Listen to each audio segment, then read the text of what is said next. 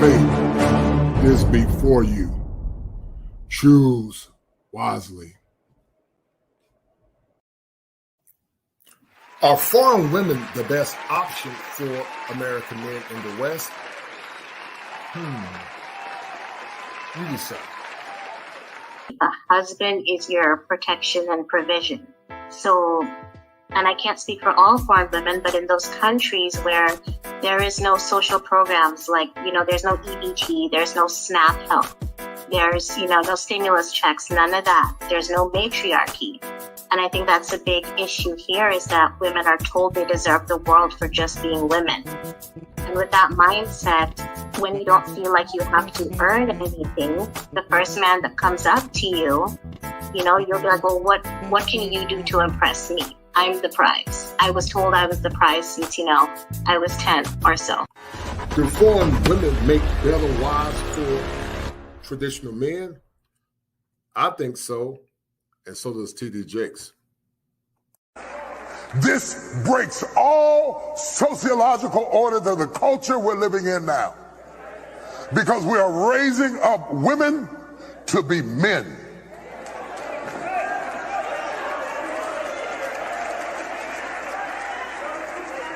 And you are not applauded for your femininity.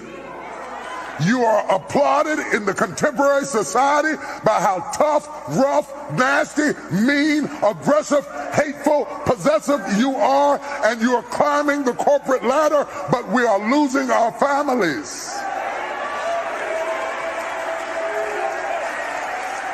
I know you can buy your own car. I know you can buy your own house, but until you create a need that I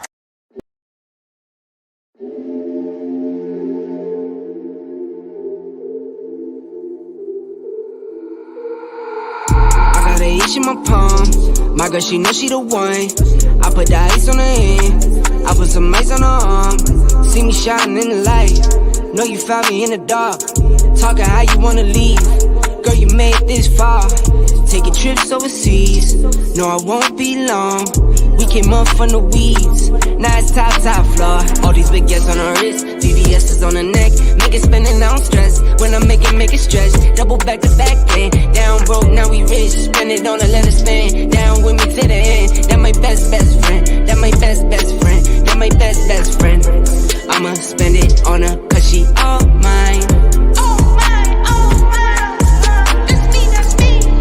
Spend it on a challenge cause she all mine. There for my first cake, then we hit 100K. $500,000 on the way, then $1 million on the way. Eating good, full plates, eating good, say grace. Eat her up, get thanks. She got cake birthday. I can't waste no way, I can't waste no play. My girl, whoa, whoa, something like the baddest chick. My girl, whoa, whoa, came from the rags to rich. Hit the road running, I had to tell her I had to get it. She understood, but she spoiled, so when she get mad, she dip. All these big yes on her wrist, VVS's on her neck. Make it spin and I don't stress. When I make it stretch. Double back to back then. Down broke, now we rich. Spend it on a let it spin. Down with me to the end. That my best friend. That my best friend. That my best friend. I'ma spend it on her cause she all mine. Spend it on a challenge cause she all mine. All these big yes on her wrist, VVS is on her neck. Make it spin and I don't stress. When I make it stretch. Double back to back then. Down broke, now we rich. Spend it on a let it spin. Down with me to the end. That my best friend. That my best friend. That my best friend. I'ma spend it on her cause she all mine. All these big yes on her wrist, VVS is on her neck. Make it spin and I don't stress. Spend it on a challenge cause she all mine. That my best friend. That my best friend. That my best friend.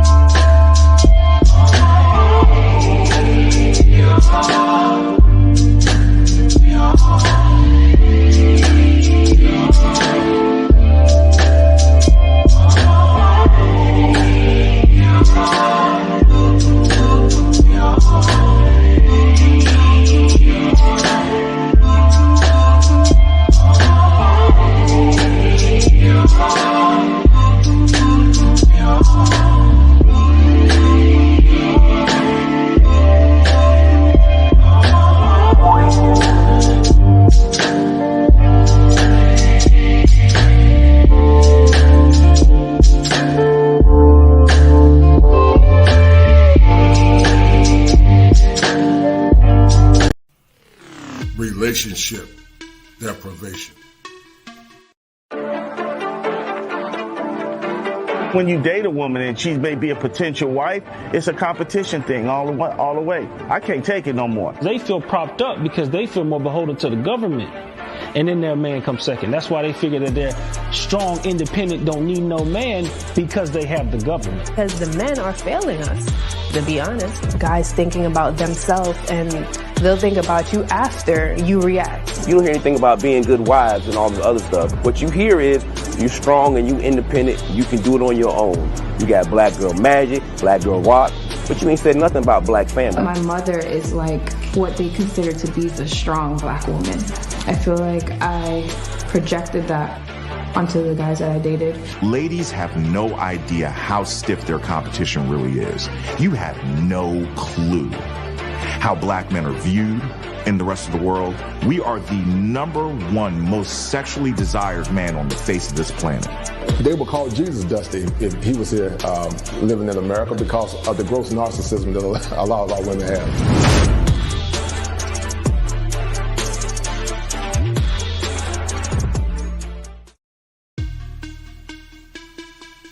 Power deprivation. His money doesn't go to his child. His money goes to the system. Personal accountability is one of those things that just goes across the board. It's none of his business how it's being spent. Just pay the money and we'll take care of the rest. I see why people walk away. I see why dads walk away. And it's the system. It's the system that's driving them away. I let her know I ain't got no money for no Jordans. You call your dad or do whatever you gotta do. You can get 2 pair a year, that's it. The non-custodial father has rights. So, mother just jumps up and says, you can't see your child, I can't go see the child. When he said that he was going to take all of my custodial rights away, I was literally devastated. The family court is one of the most dangerous courtroom, the most dangerous courtroom in the world. This makes it near impossible. I can't understand how most guys can even begin to approach the situation. When a woman gets pregnant, one of these basketball players, baseball players, wealthy guys, it's called a cash register.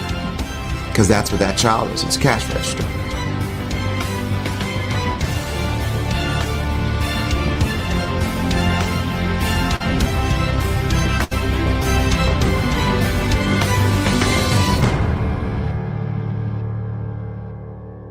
There is no accountability. You write that check or you go to jail.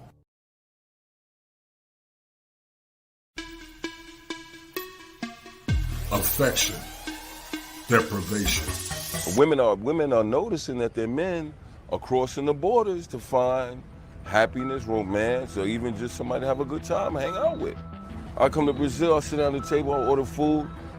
Young lady places a drink in front of me, opens my straw, puts it in my glass, and I'm chilling. Doesn't make her less of a woman, doesn't make me more of a man. It's just that we have different roles in life, and she knows hers, and I know mine. Several years ago, I read an article from Essence magazine in regards to African-American men going to Brazil.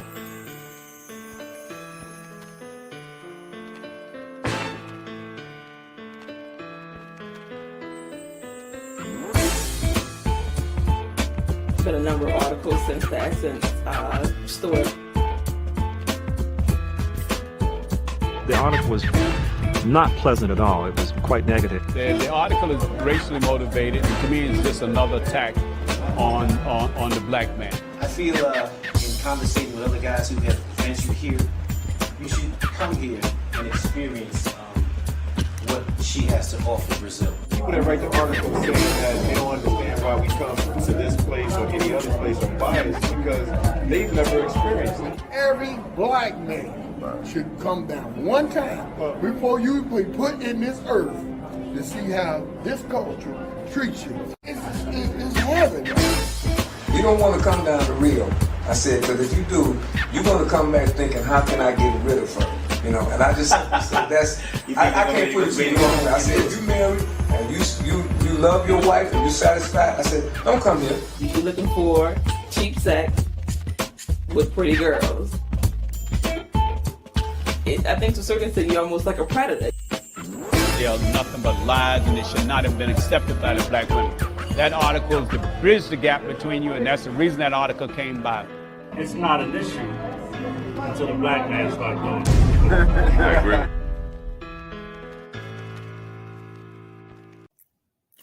Are foreign women the best option for American men in the West? You decide. A husband is your protection and provision. So, and I can't speak for all foreign women, but in those countries where there is no social programs, like, there's no EBT, there's no SNAP help, there's, no stimulus checks, none of that. There's no matriarchy. And I think that's a big issue here, is that women are told they deserve the world for just being women. And with that mindset, when you don't feel like you have to earn anything, the first man that comes up to you, you'll be like, well, what can you do to impress me?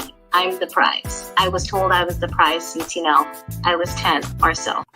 Do foreign women make better wives for traditional men? I think so, and so does T.D. Jakes. This breaks all sociological orders of the culture we're living in now, because we are raising up women to be men.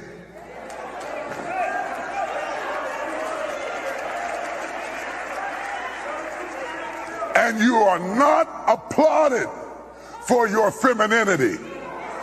You are applauded in the contemporary society by how tough, rough, nasty, mean, aggressive, hateful, possessive you are, and you are climbing the corporate ladder, but we are losing our families.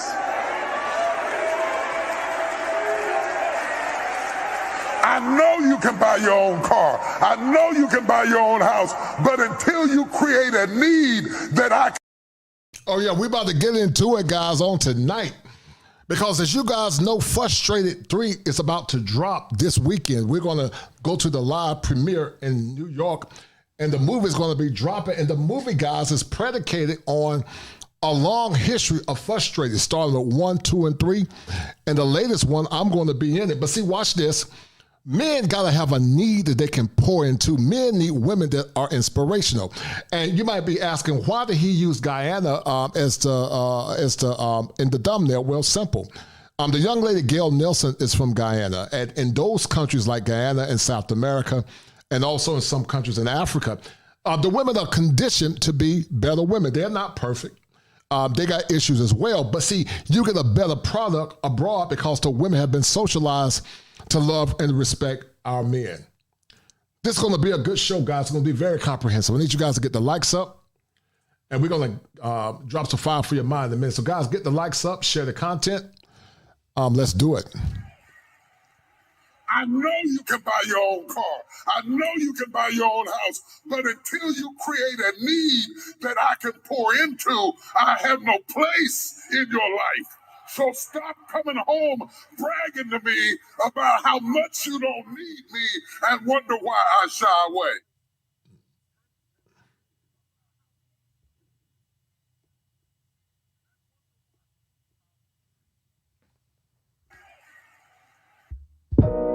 I'm sorry, guys. Here we go.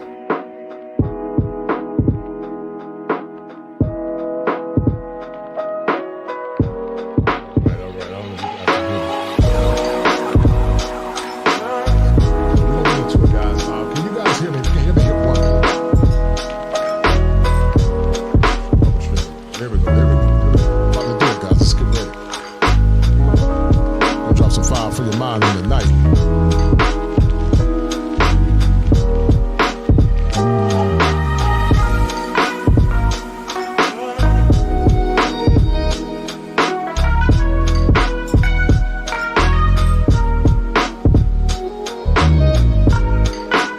Bringing it to you live once again from the greatest state in the Union, the Tar Heel State, where the topography is serene, pristine, and verdant green, where every day is Father's Day, and where manhood is part of hills and valleys, victories and failures, and whereas men, we don't agree on all things or ideologies, but tonight we come together as allies of a common cause only to dissipate once the crisis is over. Now listen, I'm about to drop some fire for your mind. But before I drop that fire, let's explore why we are doing the Manhood Chronicles. All right, guys, so we're going to have a very powerful show on tonight. And once again, the question is, are men beginning to go abroad and go overseas because they're trying to find a woman that they can pour into? I've said it many times, guys, in the past, and I told you guys that needs drive behavior. It sounds like an echo because I said it so much. But the truth is this. Many men are beginning to become frustrated here in America, not just black men, but white men too. You go to the UK, white men are being frustrated. You go to different parts of the world, white men are frustrated just like black men. But because they're saying that the quality of the product is so diminished and the entitlement is so high that men are saying that, what am I getting in return for women that don't more or less respect or honor me as a man? And so these conversations are so important, guys, because many times in modern times, heteronormative masculinity is always minimized, to say the least. Michael Jackson said it better than me. He said they don't really care about us.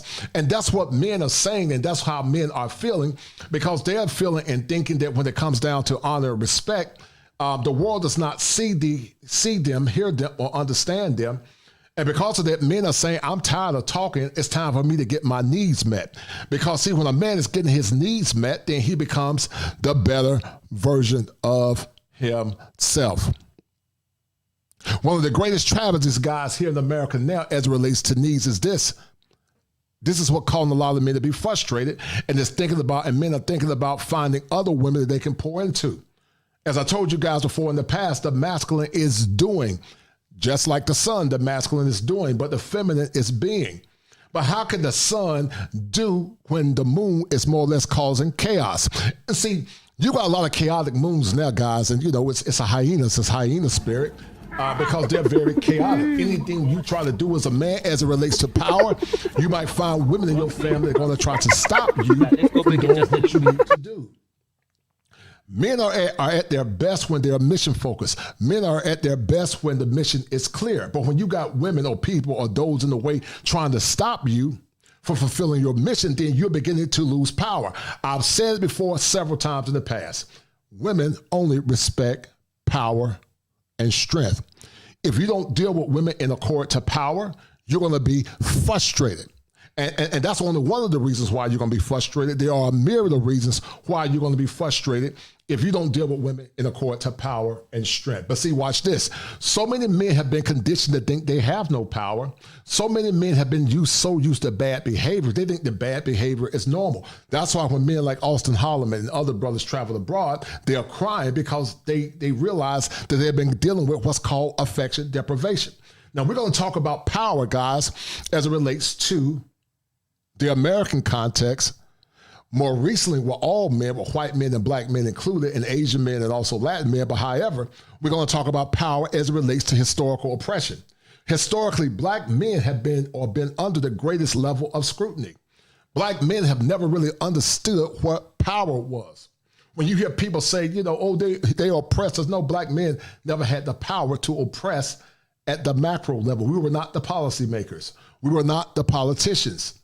We were not the greater conglomerate. We were many times seen as less than, 3/5 human. We were called boys. So when you hear women spewing and saying that, men oppress them, how can we oppress you when we never had power? This generation of women are some of the most beneficiaries of greatness and power. We're more tolerable than anything, but we continue to go on their own notion that men are the oppressors. And what men are saying is that we're tired of hearing that. Because you have very average men that are good men that are looking for women that can honor and respect them. But see, a man can't flow in his masculine essence until he finds something that he can pour into. T.D. Jakes said it better than me. He said he needs something that he can pour into because, see, men were built with a phallus. A man cannot pour into anything if that recipient is not willing to allow him to pour into her. But see, you got a lot of women, guys, that are beneficiaries of trauma, rebellion, ignorance, and the lack of cooperation. And see, to the younger men that are single, I would say to you, if you can't find what you're looking for here in America, cast your bands asunder, start working on yourself, work on your mind, work on your spirit, work on your soul, work on your finances, and begin to try to do world travel. Because as I told you guys, there are 7 steps that a man must go through in order to become optimized, and world travel is one of those. Once men can break the sonic barrier of world travel, then everything else becomes more clearer. But see, you don't know how much power you got because you got a bunch of hyenas here in America. They don't want you to know how much power you got. They want to keep you slaves on the plantation. And as I told you guys, not only do some of these women want to keep you slaves on the plantation, guys, yeah, you got a lot of male hyenas and also what I call them passport pirates that want to keep you on the plantation as well.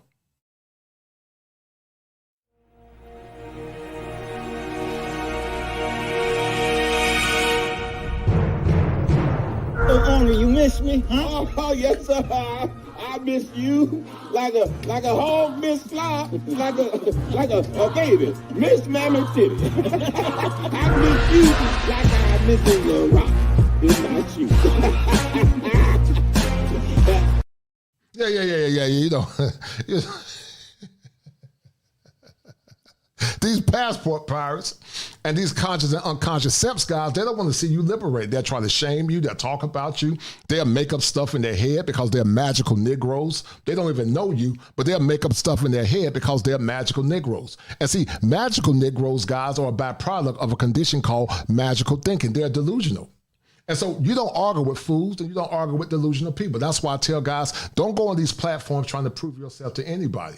You don't owe nobody an explanation. When white men were traveling across the traverses of the world, they didn't have to cam up and talk with folks about giving them an explanation, neither the white women or black women. It's your time to live your time on your own merits, free of shame, free of guilt. Live your life on your own terms. Because see, when you begin to live your life on your own terms, you will no longer care what others say or think about you. You'll be like Smokey Robinson. I don't care what they say about me, and I don't care what they do. You got to be like Smokey Robinson. When you can easily do that, then you become the better version of yourself. Because watch this, your time on this earth is fleeting. You don't know when you're going to leave this earth. So men need something, once again, guys, to pour into. Men need something to pour into. One of the reasons men can't fully pour into something because some of these women, guys, have something called displaced aggression. I'm going to say it again. They got displaced aggression because they've taken their aggression and their pain based on what they went through in their formative years, and they're giving it to you. How many of you men have been in relationships in the past? You didn't do anything wrong. You got with a woman, and you felt like you had to suffer for everything that she went through. But in actuality, you had nothing to do with it. If you've been through that, I need you to hit 1. If you've been in a relationship where you felt like you had to suffer through what that woman went through, I want you to hit 1. Because that's displaced aggression. That's deriving you of your power because you always second guessing yourself. You should never second guess yourself in a relationship. You should be very clear on what your mission is. You should be very astute on what you expect from that relationship. But see, when you're in a relationship where you feel like the woman is competing with you, then you're deriving yourself of power. Men want to be in relationships where they can feel like they have power because that's part of the divine masculine. The masculine is doing, the feminine is being. The feminine helps create and more or less give the masculine more power. The sun shines light. The moon reflects. But if you're so busy shining your light on a moon that's constantly moving, and that moon is not in cohesion or in collusion with your mission, then you're going to burn yourself out. That's why men are frustrated. Men are frustrated because they're burning themselves out with women that have issues with displaced aggression. You're dealing with a woman where you had nothing to do with her oppression or her pain. But you're dealing with it because, she don't want you to pour into her. She want to pour into you. Now watch this. If you got a woman that's consistently pouring into you and you're not pouring into her, that's the problem. T.D. Jakes was partially right when he said that. If a woman is pouring into you as it relates to your mission, then that's a good woman. But if a woman is pouring into you as it relates to her trying to direct you about her program, then that's a problem. Because see, she should never be leading you. You should be leading her because she was made for you. You were not made for her. She was made for you. That's why you should not waste your time arguing with women that are emotional. You should focus your time on your purpose and your mission, because when you're doing that, then you begin to see the world for what it is. Time is not promised to no man. Tomorrow is not promised to no man. But your purpose and your mission is, your purpose is set, and your purpose is fixed. But you can't be the best version of yourself if you're constantly, guys, arguing with a woman. Men need to have peace, and a man's peace is his power. And as Bishop Charles E. Williams said, y'all ain't gonna talk to me. The next thing that men need to have, or more or less be leaders in their homes. Men need to have power as it relates to being leaders in their homes. As I told you guys before in the past, black men historically has been the icons of oppression. They have not always been adequately able to more or less exude power in the world. So men of ethnic black origin always had the need to feel like at least they had power in their homes. But the world has gotten so bad now, many men, white and black, don't feel like they got power in the home. And that's a bad situation, because what it's doing, guys, is emasculating you mentally. And when you're being emasculated mentally, then you will have what's called a psychosomatic response, where the mind is impacting the body. Men in relationships where they don't have power have low testosterone because they're constantly being stressed out. I told you guys before in the past, when you begin to travel abroad, when you begin to go to other parts of the world, when you get recalled for the women, I told you you'll make a boy. And my homeboy El Guapo, he got a boy on the way. Because he got him a spicy from Colombia. And he got a boy on the way, because see, when you are happy, guys, your testosterone levels are rising. You're not in a state of depression or distress because you're happy. Psychosomatic response. But see, when you're in a relationship where you're constantly fighting your woman for power, she's constantly challenging your authority as a man, then your feel-good hormones are being lowered and your cortisol levels are actually higher. Men cannot be at their best when they're dealing with behavior such as that. And that's why we got to have these conversations, because as I told you before in the past, she only respects, guys, power and strength. That's all she respects is power and strength. You need a woman to reflect the mission, as I said earlier. You need a woman that's going to reflect your legacy as a man. We live in a world where the courts are against men, the laws are against men. But you cannot be in a relationship where you are more or less trying to always guide a woman that don't want to be guided. You're trying to lead a woman that won't listen. She got ears, but she can't hear. She got eyes, but she can't see. Just like that woke therapist the other day. She got eyes and she can't see, and she got ears and she can't hear. She's more or less what I call woman-splaining, minimizing the importance of masculinity, trying to tell you how you should feel as it relates to her own selfish, solipsistic, woke mindset, neoliberal mindset. And that's why men are suffering, because people are always talking down to you, telling you what you need and you want. Whereas in other cultures, you won't talk down to a man. You can talk down to a man in Africa and some countries in South America, because you will lose your life. You won't be talking down to your men. You will lose your life. But see, men in America have been so conditioned to defer their power instead of demanding power that when they get any semblance of power, they'll continue to tolerate dysfunction because they just think that's normal. A woman cooking you a meal, you feel happy. You know, she cooked me a meal. That ain't nothing special because she cooked you a meal. Shit. In other countries, women cook for their husbands all the time. It's part of the service. She gives her man sex all the time. It's just part of the service. And the man make sure that she's well taken care of. Let me read through some of these comments, guys, because this is going to be an excellent show. But in the meantime, guys, that robot been tapping me on my back. And guys, I need you guys to get the likes up. If you're not shared on the channel or share it to the channel, please share the channel. But the robot said, look, man, I need some help because these bills got to get paid. So guys, I need you guys to do me a favor. Get the likes up and go feed that robot.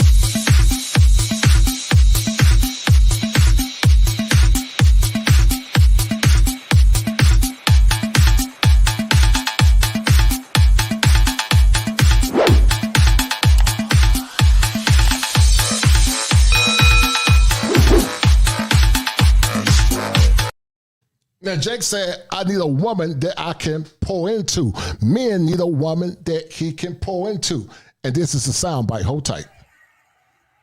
I know you can buy your own car. I know you can buy your own house. But until you create a need that I can pour into, I have no place in your life. So stop coming home bragging to me about how much you don't need me and wonder why I shy away.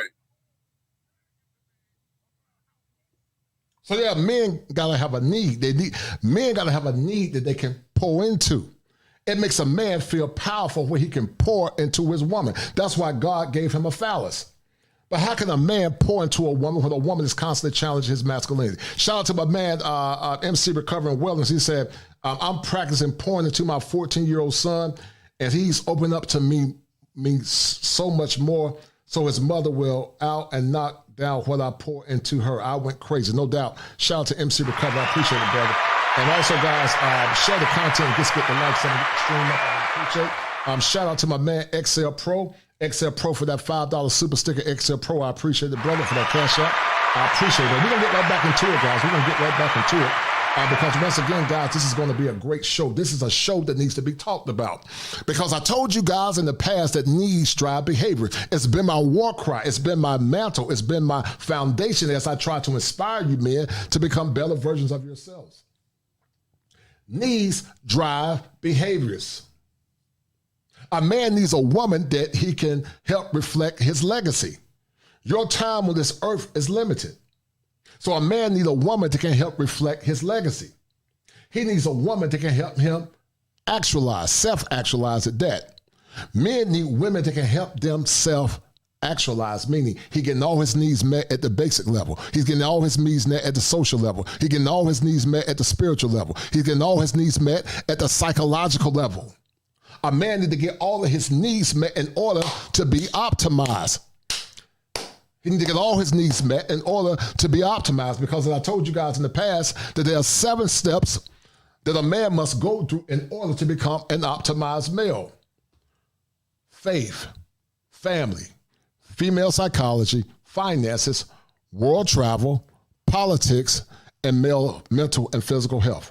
7 steps. When a man can successfully go through all those 7 steps, he becomes optimized. He becomes kosher in soul, mind, body, and spirit, because in the Hebrew, the word skava, the skava, or the 7 in Hebrew means complete. But see, a man can't be kosher here in America because he's constantly fighting for power in the relationship. You got a lot of guys that are unconscious simps. You got a lot of these guys that are knuckle draggers. They go across YouTube causing chaos because they are unconscious simps. They don't know any better.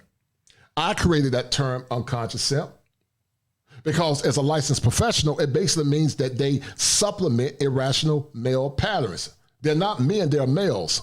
They supplement irrational male patterns. They supplement it when they come down to their women. They supplement it when they come down to their values. They supplement it when they come down to their principles. They supplement it in all areas. And women don't respect men of that ilk. Women only respect men that come in power.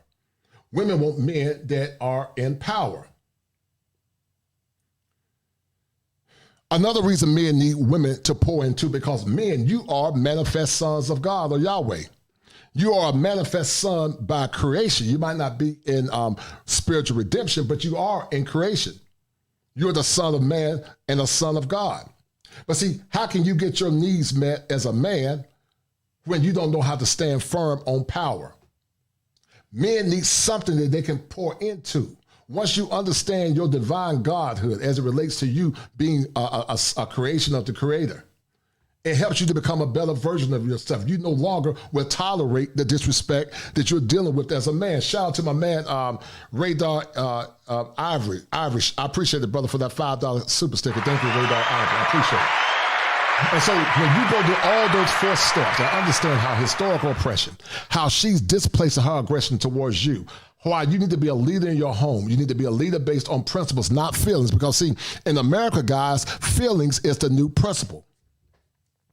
If you got a woman that cannot control her feelings, she's not ready for the mission of marriage. If you deal with a woman where she's controlling you through her feelings, then she's not ready, guys, for the mission of marriage. Because mission of marriage is not about her feelings. It's about the mission. When you're in the military, you have to be disciplined. That's why you're called a soldier. You want a woman that has the mentality of a soldier because she's mission focused. I'm going to do a show on that.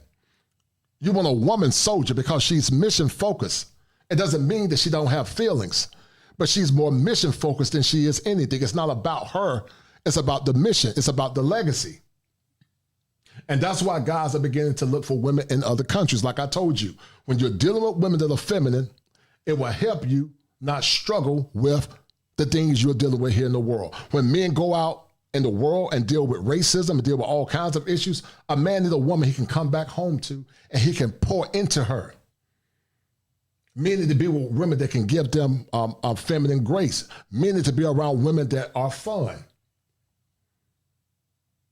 Ted Pendergrass said it better than me. He wants a woman that can be inspirational. Women that are fun, guys, are very inspirational. And as Bishop Charles E. Williams said, y'all ain't gonna talk to me. Now I'm gonna get deep into it, guys, because fun is a power or issue that a lot of men are not having in relationships. How many times have you seen guys in relationships that they are miserable? They're very miserable. You don't feel that je ne sais quoi. You don't feel that energy from the woman they're dealing with. Because my heart goes out to some of you men. You've been so affection deprived that when you do get that affection from a woman that's fun, you don't know how to respond or act.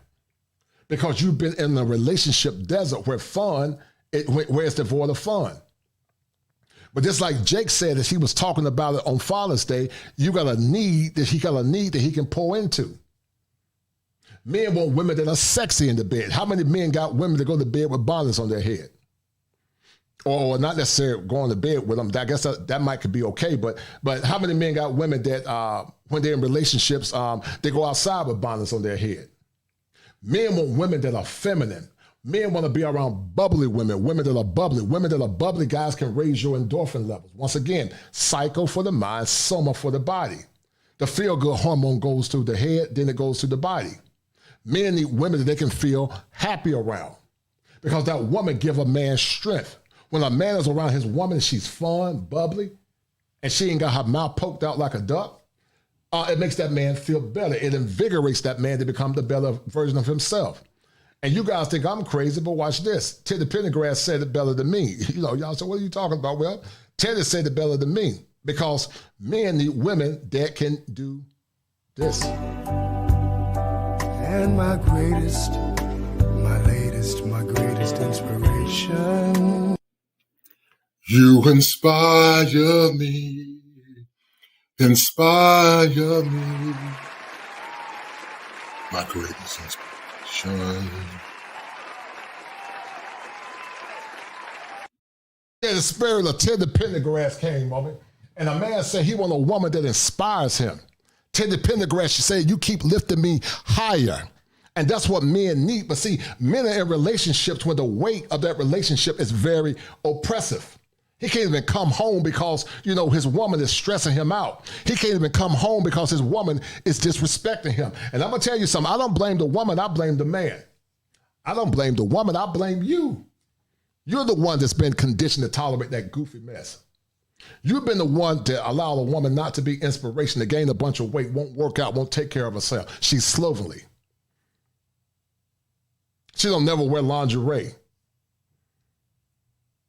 She don't have any feminine demure. She doesn't have that feminine je ne sais quoi. She doesn't have it. And you sitting in the relationship say, well, I can't go nowhere. Yes, you can. You got to come up with an exit strategy. And I'm not telling you to leave your woman, but you got to give her strict instructions. And I'm going to tell you guys, some of these women have been imprinted by so many men that you're wasting your time anyway. She just got you there for what I call resources. And it's not healthy to your emotional well-being when you are dealing with women like that. Men want women that are fun. They're feminine in mind. They're sexy in the bedroom. She comes in with heels on. Every now and then she got on a negligee. She got the tone of the room and the tone of the house set. Because see, a feminine woman sets the tone for her house. And once the tone is set, it will determine what the mood is going to be. I'm going to say it again. A feminine woman sets the tone for the home. Once she sets that tone for the home, it is going to determine what the mood is going to be. The woman is the nurturer of the home. She nurtures the environment. The man is the principal or the lawgiver of the home. The lawgiver and the nurturer comes together and create a home. Luther Vandross said that a house is not a home. And some of you men are stressing out and struggling because many of these woke therapists don't give a damn about you. They don't care about you because they've been trained in liberal dogma. Some of these slow tips be going around talking about, oh, we're supposed to love the woman. No, we ain't gonna love nothing. We're not gonna love women that don't honor and respect us as men. Because as a licensed professional in a relationship, it should be symbiotic, where both benefit. The man benefits, the woman benefits, they both benefits. But some of our men have been so conditioned to say, oh, happy wife, happy life. That's not fun. You're doing what she tells you to do instead of you leading her, loving her, dying for her if you have to. But she's going to come with some instructions. And I'm going to tell you guys this. Most of these women are not ready or willing to submit to your authority as a man. Years ago, it was in the wedding vows to honor and obey your husband. But that's a dirty word for many modern women. But see, they obey their supervisors. They obey the laws of the land, but they can't obey your husband because, see, they see you as a token of their oppression. And that's why I keep telling men that if she's not willing to be poured into, you got to let her go. Because, see, you can't plant seed, guys, on fallow ground. You can't plant seed in a demented mind. And you can't plant seed into a demented body. You can't plant seed, guys, onto fallow ground. The ground is fallow, which means it's too hard. And when you try to break up that fallow ground, it keeps giving you resistance. And so you can't continue to try to break up a fallow ground. Tilly Pendergrass said, if you can't change the world, then just let it be. But see, some of these slow taps, because your skin color is black, they assume that, oh, you're supposed to be loyal to BS. No, you don't. You don't have to be loyal to BS. Because there's a king inside of every man that I'm speaking to on tonight. There's a king inside of you that needs to be released and embraced and respected. The modern church is not going to tell you that because, they got to make money. These relationship coaches are not going to tell you that because they got to make money. They don't care about the dreams of men that went to the grave with dreams deferred. You can hear from the echoes in the gravesite. They'll never see the light of day again. They're now waiting for the judgment. They will never hear the light of day again because they're dead. They're gone. Their dreams are buried in the graveyard because they had a woman that they could not pour into. They had a woman that was disrespectful. They had a woman that used the system against them. They had a woman that was not a nurturer to his vision, his mission, his dream, but they had a woman that was more or less a saboteur of his dream. But you deal with them and say, oh, I was going to stay with them because these slow taps going across the internet saying, oh, y'all don't love y'all women and y'all are weak and y'all are lame. Talking junk. Talking a lot of junk, that is. Talking about what they'll do to somebody. Like I said before in the past, before I'm a therapist, I'm a man. And if any of these goofballs ever try to put their hands on me in person, I promise you it would be ugly. I promise you it would be ugly. That's one thing I don't tolerate is threats. But you got these goofballs bumping their gums talking about what they'll do. I promise you it would be real ugly. I used to work in law enforcement. I used to work with convicts. I used to get nasty. So don't let the education fool you. I'm not going to be like the hood therapist. But if I have to, if you put your hands on me, you're going to get this work. I don't care who it is. If I beat you, if you beat me, or it's a tie. But it's time for men to start raising up the mantle of masculinity. It's time for men to more or less start loving themselves. It's time for men to say, I'm going to get the best bang for my buck. Shout out to A Peaceful Life. He talked about it. It's called relationship capitalism. Because, see, we live in a time now when relationship inflation is on an all-time high. They want to give you guys taxation without representation. And they're robbing you of your power. They're robbing you of your fun. They're robbing you of that Janation quality that you can get from a better woman because she's been trained and conditioned to honor you and respect you as a man. That's why men like younger women if they are mature and if they're wife ready. I'm not saying all young women. I'm saying if she's a mature younger woman. But you got chicks that constantly challenge your authority on every hand. And every time you got to raise your voice, your blood pressure goes up. Every time you got to raise your voice, the cortisol levels in your blood is causing free radicals to radiate through your body. But see, when you're around a woman that's soft and feminine and kind, and she got a pure heart, she's bubbly. She got a sexy body. She got wide hips. She got that good smelling perfume on. Her voice is soft. You'll be like, my man, they're guapo. You'll make you a boy. Y'all think I'm playing with you, man. You get with a feminine woman, they'll raise your testosterone levels. I'm not saying that it's to say it. It's true. Because she's always operating in her feminine. The divine masculine is dancing with the divine feminine. And what it does is called soul fusion. It's powerful, man. That's why when men like Austin leave Brazil, they're crying. Because they're used to dealing with these hyenas in America. They're not used to and you got these goofballs, so you ain't got no game. Why would you use game for something that's messed up? Why would you use game for something that's uncooperative? See, watch this. When a man would use bait in the past to try to catch a fish, he would use worms and all kinds of stuff to catch trout and all kinds of exotic fish. But why would a man use bait now for these hyenas? You're going to use bait to catch a hyena. That makes no sense because bait is nothing but game. That's all it is. It's to draw you into something so you can win the prize. That's why I told men that men and women have prize-like qualities, but in reality, the man is really the prize. I'm going to say it again. Men and women have prize-like qualities, but the man is really in principle the prize because, see, the woman wants something that she can look up to. That's why women always try to marry up. The man is the prize catcher. She does not determine if she is the prize. He determines if she is the prize. And if he determines her to be the prize, then they both benefit. She get caught, he gets a prize. She get caught, he gets a prize. She get caught, and he gets a prize. And in the meantime, let me read all these comments, guys, because I'm busy running my mouth. So let's look at some of these comments and see what the guys are saying, man, because these conversations, once again, guys, are very important. Men need a king, somebody they can pour into. Shout out to my man, Michael Green, for that $5 super sticker. Thank you, Michael Green. I appreciate it, brother. Thank you to all the brothers that donated. I'm going to read you some of the comments, guys, and we're getting deeper into it because, see, you guys thought I was playing. This is not just a white man issue. I mean, a black man issue. It's a white man issue. The women in Britain are hard-headed too, and I'm going to show you guys in a minute. But once again, you got these slow tips going around talking about, we got to keep the community strong. No, we don't. When we came from Africa, we weren't one. We weren't one people. We were one under oppression, but we were never one. I would challenge anybody to prove to me that we were one when we came here from Africa. We were never one. But we were one under oppression, but we were never one in tribal identity or one in nationalism. That's why people started saying, what's up, brother? What's up, sister?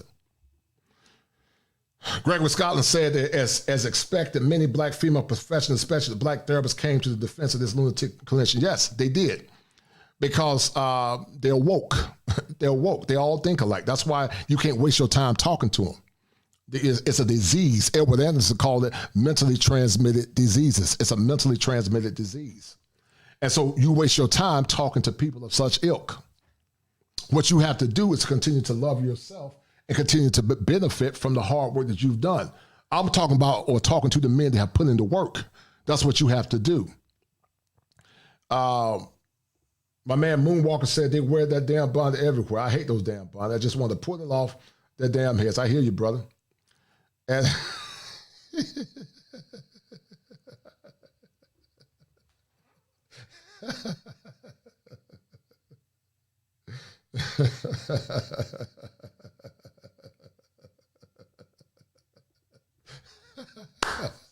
Byron Hamilton said these so-called dating coaches are upset that they see that monetary stream strunk and passport brothers are not playing the game but chasing non-relationship ready to win for low return. No doubt. You're right, Barry Hamilton, Byron Hamilton. You're 1,000% correct. Shout out to Top Gun, the sniper. I call him the sniper. Shout out to that brother, man. He said Barry Hamilton screams from hitting the wall is universal. Yeah, you're right, man. I agree with y'all 100%. But as I said earlier, guys, men want something they can pour into. And men want a woman, once again, guys, that's inspiration. And my greatest inspiration. You inspire me, inspire me. My greatest inspiration. Yeah, men want women that can inspire them, but they'll try to shame you when you get you a young, fit, feminine, inspirational woman. You know, a woman that's not walking around with her mouth poked out, a woman that's not angry and mad because she got with bad boys. You know, she got with Raekwon and Man in her younger years. And now her glory is slowly fading away because she had a time or had the time to get a good man in her younger years. She had the time to get a good man in her youth, but she fulfilled her youth playing the role of a fool. She fulfilled her role. She fulfilled her responsibility as a woman because she was listening to Beyonce saying irreplaceable. She thought that she could always pick a man from the man tree. And now she's sitting at home singing that song by Teddy Pendergrass, "Whole World Laughing at Me, I'm Silly Fool." That's what she's saying to herself. And also drinking a glass of wine, what's the lady name? Patti LaBelle saying, "On My Own." Because see, she fulfilled her divine feminine listening to fools. And now she's beginning to suffer the recompense of her error. And it's all her fault. America, guys, had become a bastion of toxicity. It's hard to find traditional cooperative women because when you got good women that are trying to do the right thing, you got the hyenas, trying to shame them. Yo, you're a mammy, you're a pick me, he controlled you. Not understanding that in a relationship, healthy control is very important. Men should always have healthy control in a relationship. We're not talking about abusive control. I'm going to do a show at some point. Something the church failed to talk about. It's called kosher patriarchy. It's a kosher patriarchy. It's fit and proper. But you guys are wasting your time dealing with women that don't honor and respect you. You can't pour into her because she's a rebel. So because you can't pour into her, men say, I'm going to countries like Guyana, like the woman drinking the water. She's from Guyana. Because Guyanese women are a byproduct of Indian culture and also African culture and also Indian culture. And you get a fine mix of that Indian and African coming together. A fine woman. Them Guyanese women are gorgeous. You get African and Indian coming together. You get a woman that's been conditioned to honor and respect her man. But see, men in those countries, they see so many fine women, they don't take those women serious because there's so many. The beauty density is unparalleled. But they're trying to shame you. You got to go build the community. But when the last election came, they didn't build you. They didn't build black boys that are rating on fourth grade reading levels. They built them pocketbooks. They built their egos. They said passports. They said chucks and pearls. They didn't care about the community when it came down to selfish ambition. They talked about chucks and pearls. And just like some of these so-called therapists, they might have the degrees associated with being therapists, but they don't have the internal and intestinal fortitude or the soft skills to understand what people are saying. You got a bunch of indoctrinated, broken people using education and degrees as a way to assuage their pain. You guys might didn't know this, but in the clinical world, there are some people that use therapy as a way to more or less deal with their fragile egos. You got some clinicians that are dealing with narcissistic personality disorders. They actually love the compliments that clients give them because they're broken people. It's part of that narcissistic supply that they have. So you got therapists, they love it when you give them compliments and when you tell them how great they are. Because on the inside, they feel empty. They're broken. That's why therapists need therapy, like doctors need doctors, and pastors need prayer. Just because you're a therapist don't mean you can't sit down and talk with another therapist to make sure you're not doing anything unethical. Therapists help keep other therapists accountable, but some of these what I call neophytes, they've been indoctrinated with liberal ideals and liberal idealism. And many times it's under the feminist theory lens where they've been taught to see the man as the oppressor, even though black men never had power. We never had power at the macro level. So men need to have the right to have power. We got to have fun. We want a woman that's inspirational. We want a woman that's feminine. We want a woman that's sex in the bed. We want a woman that's not rigid. We want a woman that's bubbly. She said, baby, how's your day? When you come home, she's rubbing your head. She's giving you time to decompress from the pressures of the world. Latin women do that for their men. My man Dre loved crossing borders. He got him a pretty young Latin wife. Because those women understand that their men are needed in order to survive. So when men don't get their needs met, then all of a sudden you just don't have no game. But when women don't get their needs met, then all of a sudden it's something wrong with the man. It's always the minimization of the masculine, the magnification of the divine feminine. the minimization of the masculine and the magnification of the feminine. Anything associated with masculinity is always seen within the lens of a catastrophe, which is a thinking error. We call it catastrophizing. So men are looking for thoughtful women. Men are looking for younger women, women that are cooperative, women that are kind, women that are fit, women that are submissive. That makes a man feel good. That helps a man live longer. Because see, men are dying early because they are broken. Men are dying earlier, guys, because they don't have peace in their homes. The gospel said that a quarrelsome and contentious woman will run a man to the rooftop. She's deriving him of power.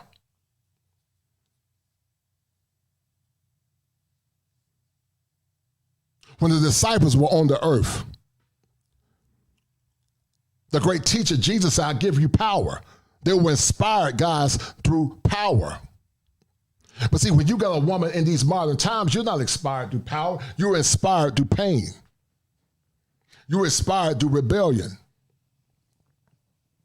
She's bringing you to the stuff that she went through where you didn't have nothing to do with it. The man that used her up, you got to pay for it. The man that broke her heart, you had to pay for it. And you're constantly questioning yourself. The more you do, seems like it's never enough because it's not you, it's her.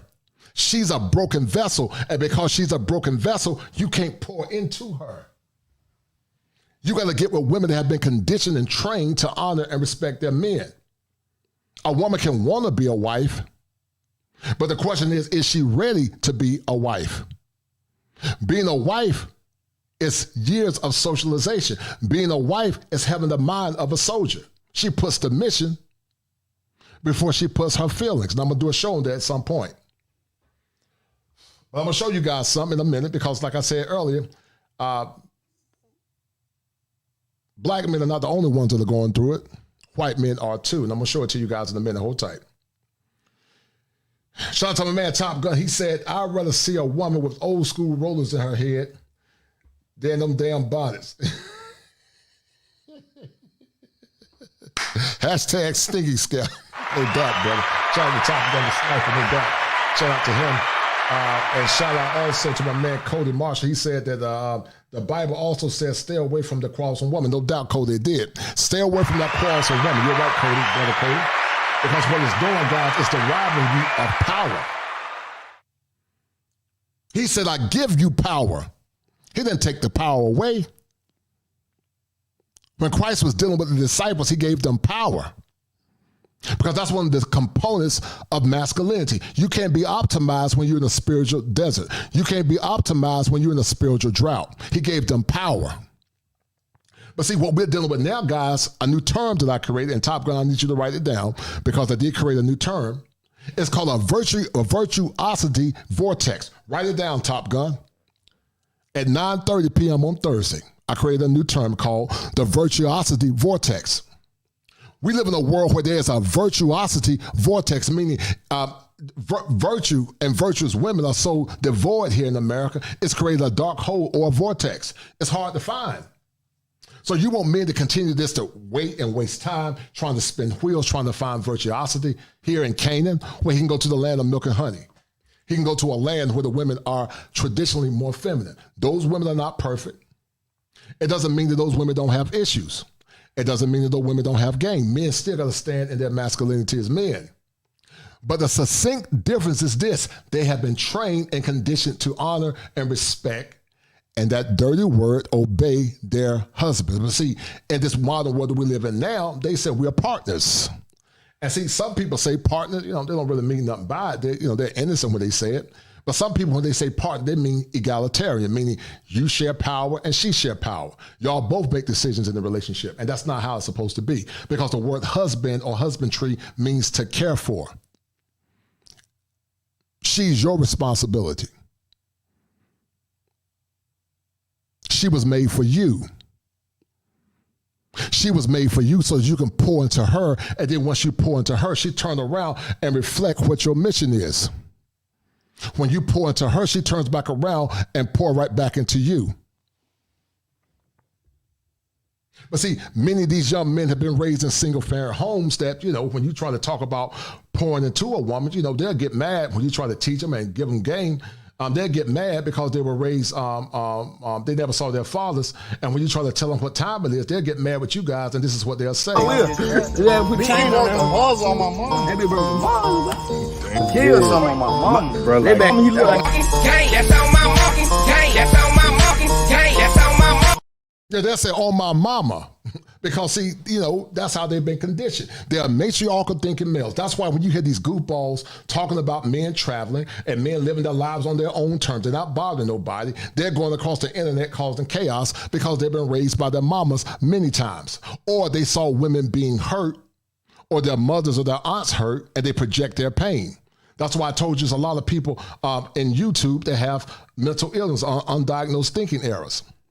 Because when you try to say, I'm going to do what's best for me, they remember when their daddies abandoned their mamas. So the passport to them is a symbol, guys, of abandonment, potentially. You don't know these men, but they'll disrespect you because you're exercising your right to do what you want to do. And the same ones that are talking about you, they're doing the same thing they're accusing you of doing. As I told you guys before in the past, it's a projection of pain through abandonment. There's a projection of power. For the sake of power. Some of these men are projecting because they don't want you to get those beautiful women. They want to keep them all for themselves. They want to be the recipients of beautiful, kind, fit women. They want you to deal with overweight, uncooperative, disrespectful women. Because see, all the time, they can tell you you're broke, you don't make enough money, you're a loser, you can't afford me. But then you go to another country, not only are those women superior in looks to the women looking down their nose down on you, they're more cooperative. But the passport power to tell you, no, you ain't got game. You got to stay here in America and not be inspired, not have a woman that you can pour into. Men need to have a woman that they can pour into. But you can't pour into a woman if she's constantly disrespecting you as a man. Can he pour into a foreign woman or abroad? And I would say yes. Men are beginning to try to pour into foreign women abroad because just like Gail Nelson, those women are conditioned to be wives, mothers, ladies, and lovers. That's what they've been conditioned to do. Shout out to Gail Nelson. Shout out to Luke Casely. Shout out to Chantel Simone. And the good American sisters, they've been conditioned to serve, honor, and respect their men, unlike women here in America. So I'm going to show you guys something.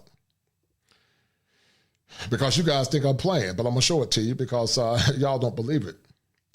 But white men are going through the same thing that you guys are going through. And I'm about to show it to you in a minute because I've been working on this show for a while and I want to make sure I give you guys quality content, so hold tight. But in the meantime, let me show you guys something. Hold tight. Blood boiling? Yes, I'm almost so angry. But in the meantime, guys, when you keep dealing with folks that are trying to challenge you and disrespect you, don't argue with them. Because just like the Wizard on the Wizard of Oz, guys, they're just projecting. Do not arouse the wrath of the great and powerful Oz. I said come back tomorrow. If you are really great and powerful, you keep your promises. Do you presume to criticize the great Oz? Yeah, classic projection. Now, this is fair use, guys. I'm going to show you guys that white men are going through the same thing. But because you got men like Piers Morgan, he's a simp surfer. Anytime men try to get their needs met, they'll try to shame them back into silence. But that ain't going to happen because we don't have any room, guys, for simp surfers.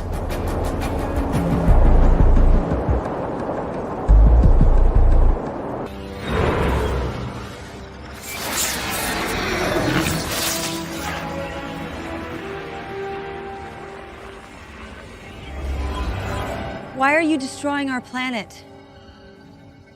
I have no choice. Yeah, the simp surfer said he ain't got no other choice. And you can't worry about it. You got to focus on yourself. So listen, guys, I want you guys to hear this and let you know the white men guys are going through the same thing. Listen. Women can't handle it. Some feelings were hurt in the making of this video. That's a guy with real experience with women and just saying the truth. Everybody. Right. This is the same with Austin Holloman. Austin Holloman is similar, good-looking young man, cut and fit. But he said, I just want a better product in another country. He's not disrespecting other women. He's saying that, listen, you don't meet my standards. And that's okay. Men got a right to say that. Women for so long have told men they didn't make enough money. Their phallus was too small. They were short. They weren't good in bed. Men just ate it. Black men in America have been disrespected for years, but now all of a sudden, when men are looking for women that they can pour into, all of a sudden, you can't get women. You ain't got game. That young man can get women. He's gotten women, but he's saying they're not cooperative. He's saying that they're not doing what they need to do to meet his needs as a man, because needs drive behaviors. Shout out to my man, MC Recovery Wellness. He said, the sign language I used to get, you don't know everything. Stop trying to fix me. All couples go through this. Be romantic sometime. And it sounds right. Sign language or shaming language, MC Recovery Wellness. You're correct. Because they don't want you guys to have the best. They want to just be without becoming what you need them to be. They want to be for the sake of themselves instead of being for the sake of you. If you can get a better product, why would you shop at Walmart when you can shop at Neiman Marcus?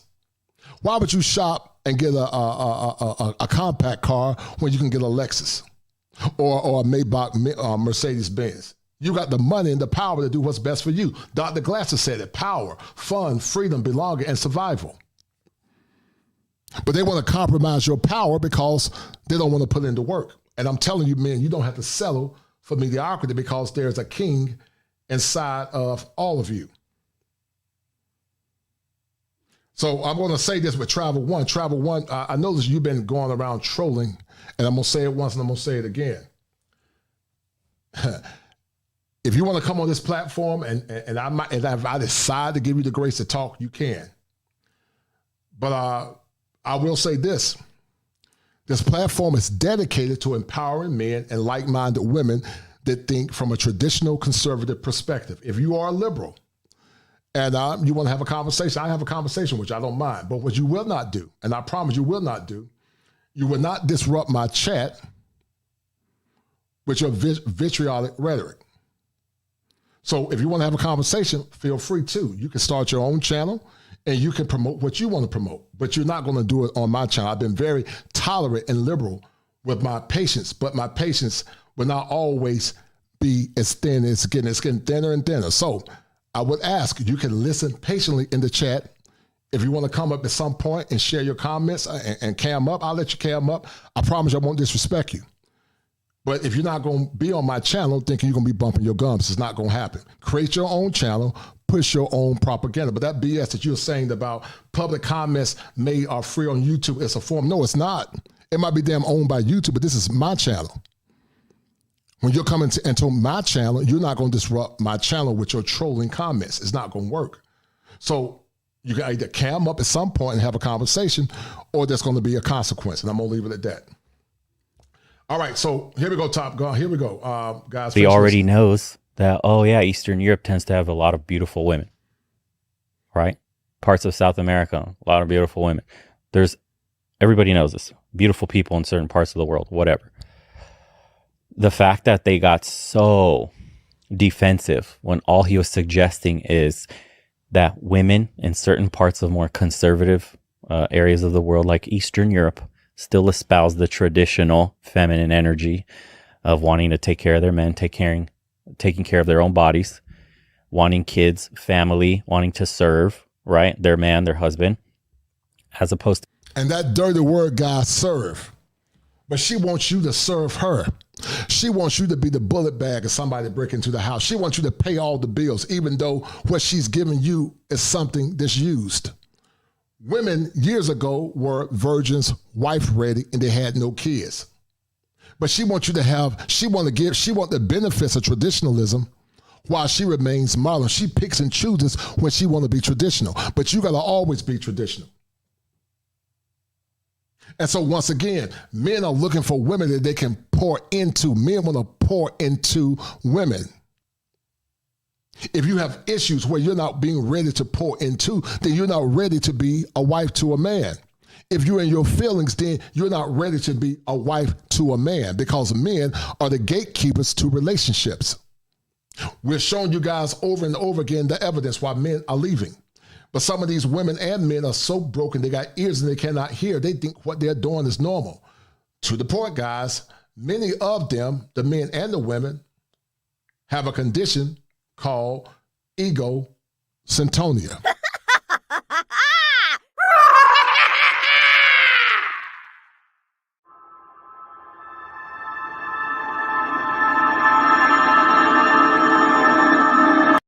And so some of these people, guys, are broken and they're projecting their pain through ignorance, through bad relationships, through abandonment. And they're projecting that pain onto you. But once again, guys, you are not the recipient of their pain. What they're going through ain't got nothing to do with you. And that's why we got to have these conversations, because there's a revolution beginning and men are beginning to change the laws in their mind. The England, where it's very much like, America, the just Mecca of the West, essentially, where feminism has a strong driving force. Women are taught to be strong and independent. I don't need no man. Men are portrayed in the media as like bumbling fools. All they do is break things, don't know how to fix anything, can't take care of themselves. They're babies. They're practically giant children. You have to mommy them, right? That's essentially what media is pushing in the West. And you have these women that are living values and lifestyles that don't coincide with getting a ring or commitment from a man. And then they get butthurt when a guy makes a simple comment of, if you do want a more traditional woman that is well put together, you have to go to Eastern Europe. And their heads pop off and explode. Immediately, you have small D energy, apparently, is what they're saying. You'll never get another woman in England. Right. They'll say you got small D energy. But imagine the man said, no, I don't have a small D. It's that your vagina has just been stretched out because you've been with so many men. But they'll say you got small D energy, trying to shame you. But imagine that man say you got you got big box energy from all them phalluses you had. The next time they try to shame you guys and say you got little D energy, say, no, boo, you got big box energy. Hashtag big box energy. And he was saying what's true. That's a very international city where a lot of the beautiful women that tend to live there, similar to like New York or LA style, are foreigners, right? But they can't handle that. What do you mean? What do you mean? You want to go to Russia and they're better, blah, blah, blah. And she's got pink hair. Of all the people to counter argue this, you brought a pink haired woman. I think there's like... And once again, guys, white men are going through it too. Travel One is in here having a schema affliction. She having a schema affliction, bless her heart. Having a schema affliction. This topic is about what white men are going through and men in general. I'm convinced that a lot of these women, a lot of these chicks got a lot of issues, man. A lot of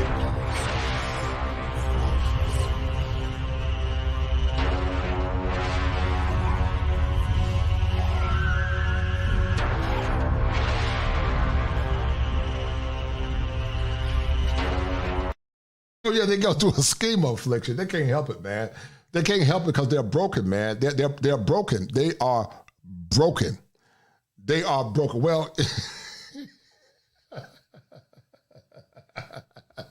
shout out to a man, Gregory Scholar. He said, Coach, the conversation about SYSBM and passport, brother, I expect to expose more and more the false people in the manosphere and YouTube. Just look at the vitriol. Yeah, I don't care about the vitriol, man. We're going to liberate as many men as we can.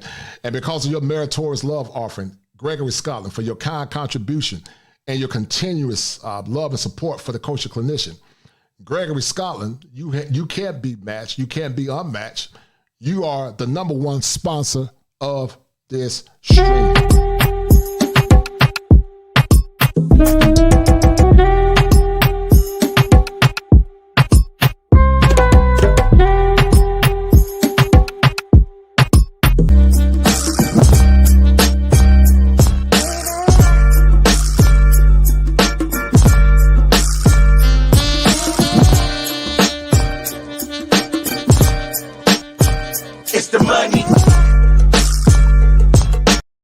Shout out to Gregory Scotland. Much love and blessings to him. I appreciate it, Gregory Scotland, and to all the brothers that have donated to the channel. Guys, get the likes up. The robot is hungry. You guys have been doing an awesome job. But go feed the algorithm because the robot got to pay bills, and so do I. Let's do it.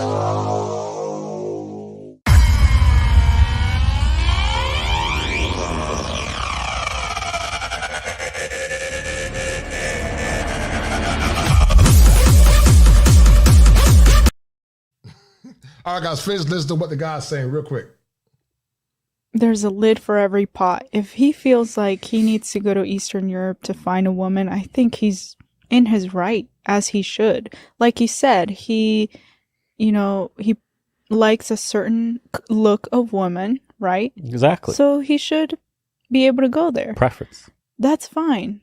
Now, in general, personally, I don't like to enclose myself into like very rigid rules. Like the person, I don't know where the person that I'm gonna marry is gonna be from. Honestly, I'm open to the whole world, right? So I'm not gonna be like Eastern European. That's my only chance. Right. But if this person feels like it, that's fine. Right, and he's again a dating guru. There are certain men that coalesced under his umbrella of his businesses, and So Top Gun, you don't have to worry about being the sniper. I was the sniper.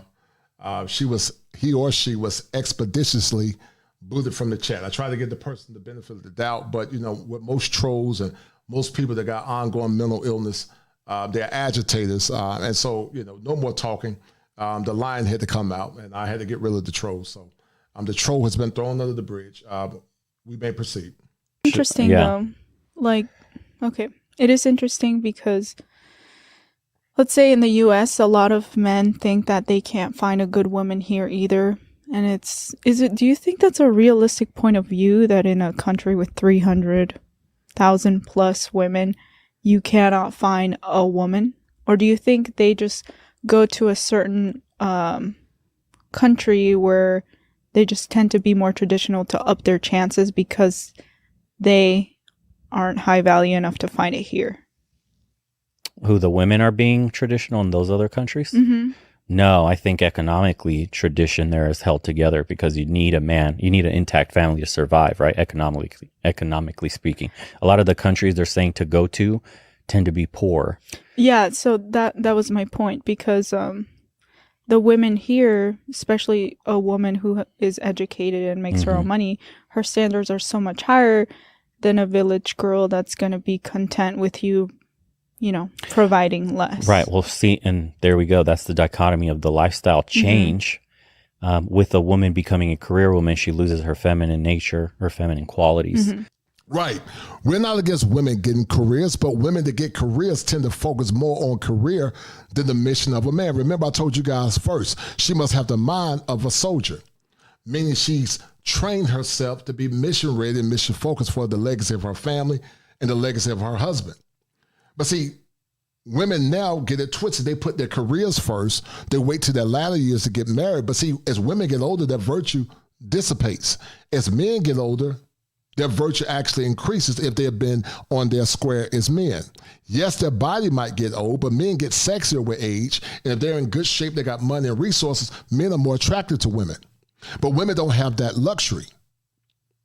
And that's why this person, I don't know what it was, Travel One, was having a schema affliction because I try to be kind.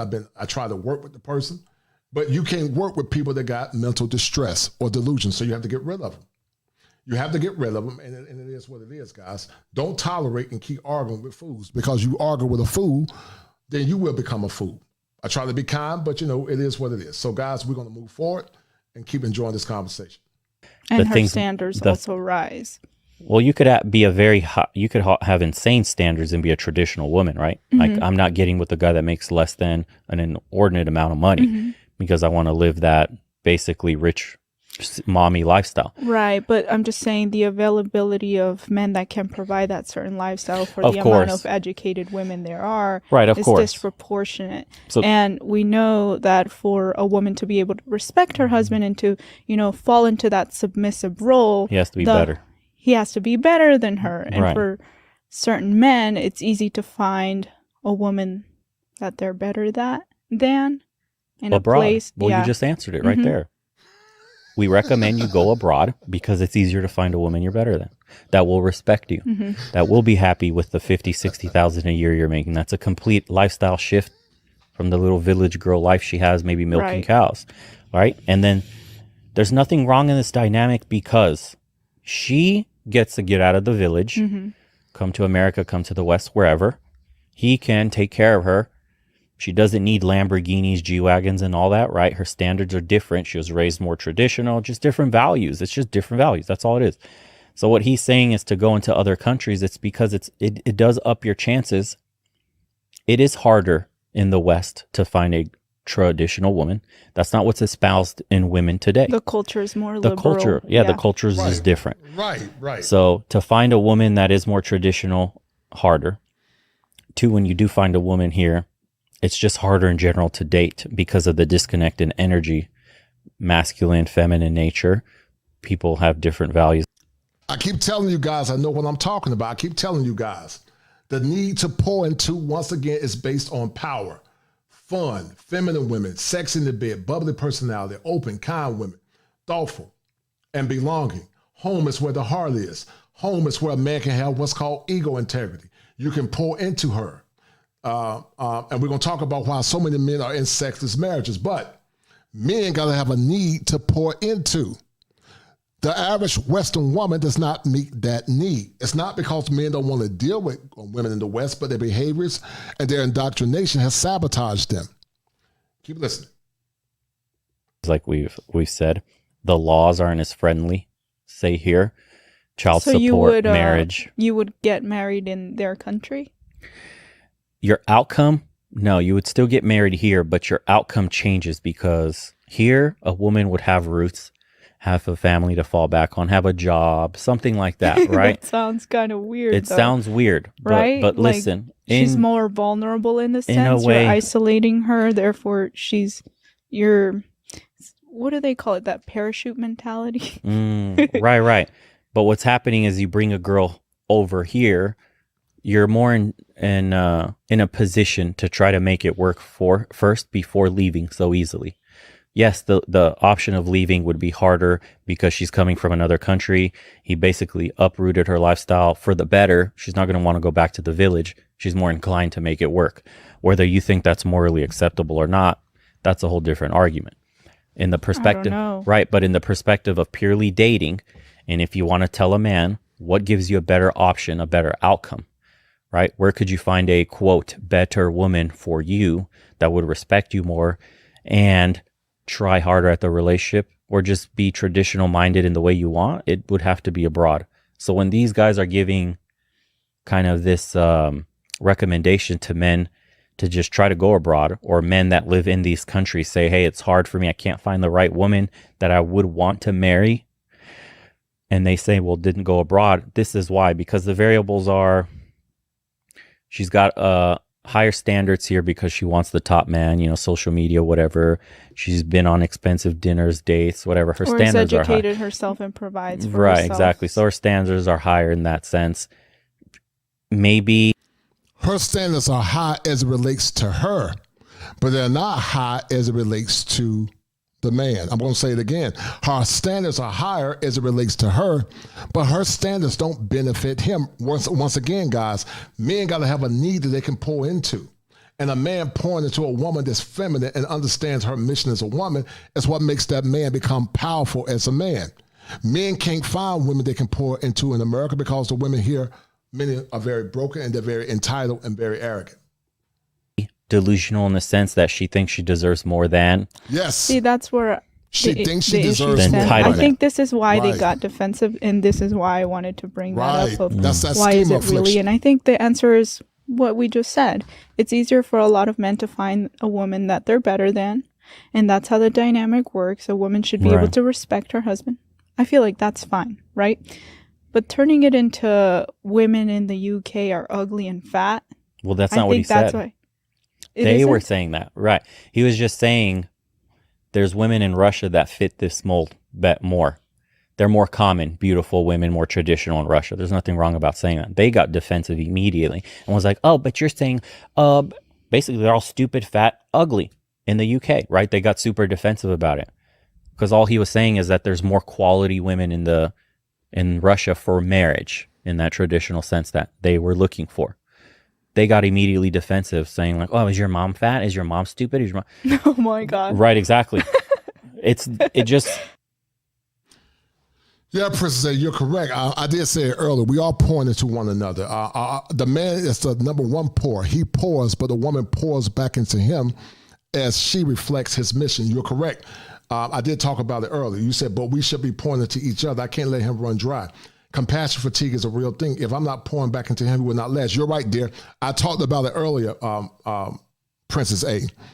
But in essence, because the masculine is doing and the feminine is being, the man is the number one principle giver as it relates to the poor. But the man has a phallus. The man has seed.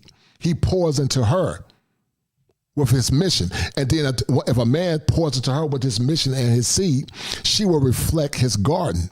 The garden of a man are his children. The garden of a man is his legacy. So the man pours into the woman, but the woman also turns around and pours back into him. But he is the number one pour as it relates to principle. She is not. If a woman is pouring into a man as it relates to her mission, that man is not in mission. He's under her submission. So men got to be in mission to have his woman to submit to his mission so that he can pour into her and she can more or less produce his legacy, which is his children, the seed giver, the life giver. And the woman nurtures the seed of man, which is his legacy. Keep listening. It hit a nerve with them because, again, he's arguing against a pink-haired woman and two women that were clearly high 30s, low 40s so in you age. That is my question. Like, you don't think it's a matter of women here are lesser quality, or you do think it's a matter here of women here are lesser quality? If you're a man that's looking for a traditional woman and a certain look that, say, maybe Eastern Europe gives you, Victoria's Secret, whatever, in that lens, women here would be lesser quality. Yes, he's correct. In that lens specifically. Yes, because even he said, and he prefaced everything. He's like, look, these are my tastes in women. There are plenty of men with completely different tastes that may not like that look at all, and I wouldn't recommend that to them, right? So if you're that kind of man that's looking for that look and those ideals, then you need to go out of the country because you're playing against odds that are not in your favor here in the West, right? The obesity problem that we have, clearly walk around and you'll see, right? So, right. The obesity problem, the mentality problem, the values problem. Like, it's a lot of stuff that you got to go through. And then when you do even go through it and you do meet one that seems to match, she's probably foreign, right? To find a homegrown, fully raised Western woman that still espouses kind of that traditional ideals is extremely rare. So what do you do as a man? If that is what you're looking for, you're going to go overseas. You're going to do like the Philippines. Right. As I hear is a really common one. Right. Remember this, guys. You are the husbands. You are the husband tree, not a partner, but the husband. The husband must find a seed or a product that he can care for. See, men years ago understood that. They understood that they had to find a product that they can care for. But the product here, guys, is tainted. The quality of the product is tainted. There are some women, there are wife-worthy and wife-ready. Shout out to those good sisters. But those women are far and few in between. The relationship market has become so inflated that average to subpar women think they deserve good men. She can have 6 to 7 kids by different men. She can be ran through or had a lot of fun. She can be overweight, bad attitude, and she still thinks she deserves a provider. Women that had a bunch of kids by a bunch of men in the past, it was shameful. But now, women think just because, they gave all their good years to Raekwon the Man, then, they're supposed to get a good man. And that kind of woman, guys, is a woman that's dangerous, but also it's a woman that's also triggered.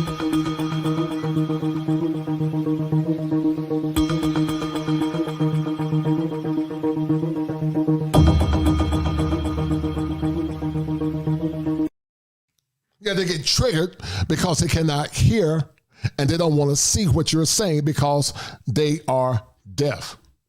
Keep listening. Right? Eastern Europe, wherever, Brazil, wherever, Argentina, wherever. Doesn't matter. He said Brazil. Just where feminism hasn't uprooted. Did you hear what this man said? He said Brazil, and he's correct. See, white men have been traveling for years. See, when you got these slow taps running their mouth, these goofballs running their mouth, coming on me and trying, oh, y'all just going over there to trick with that goofy behinds. White men have been traveling for years, guys. White men have been traveling, meaning foreign women, Asians, Russians, Eastern European women for years. But all of a sudden, when black men begin to do it, all of a sudden, we need to be loyal to a community that's not loyal to us, all under the name of blackness, foolishness. But, you know, you're just supposed to be loyal because your mama's black. I mean, stupid. But when it came down to the last election, they didn't vote for family, community, or black boys and black girls and black children and black men. They voted for chucks and pearls, and that's fine. Now men are saying we're going to vote for passports and pearls. They're going to cast their pearls to women once they get their passports. Women that are feminine, women that are fit, and women that are cooperative and are not tainted by Western dogma. Society as much, and men that are just looking to start simple families with a woman that has a nurturing nature of raising children, which is something that's missing from just Western women today in general because of just how society's set up and the values we have today, right? We're very disconnected. The nuclear family's broken.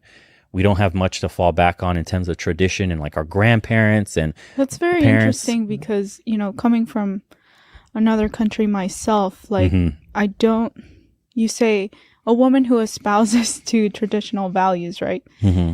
A woman who espouses to traditional values in my country would not marry a foreigner. They would stay within their own country. Some women.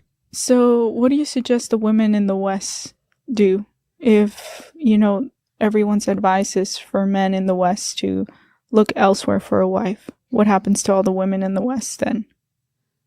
Well, that one study we referenced what said by 2030 or something, 50% of the women will be without a man.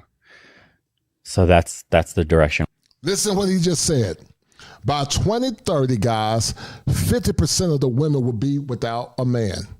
If every woman got married now, millions would still be without a man, especially in the black community. They're more entitled than ever, more disrespectful than ever, but still think a man, after he busts his ass for years, going to school, working hard, he's supposed to give his resources to something that other men have had. He's supposed to give his resources to something where you're taking care of another man's seed. Women that had kids of the past, they were very humble. They knew that their stock was lower because they had a child. But see, you know, these chicks got 7 and 8 kids, you know, all these kids by different men. They're messed up in the head. They've been imprinted, but they want you to give them your best just because their mama's black. And see, when you're trying to tell the simp surfers, you know, the simp surfers get mad because, you know, they've been raised by their mamas. They don't know any better because they're broken. And they're coming to your screens. They'll come on your chats, running their mouth and bumping their gums and calling you all kinds of names. And this is what the simp surfers will say.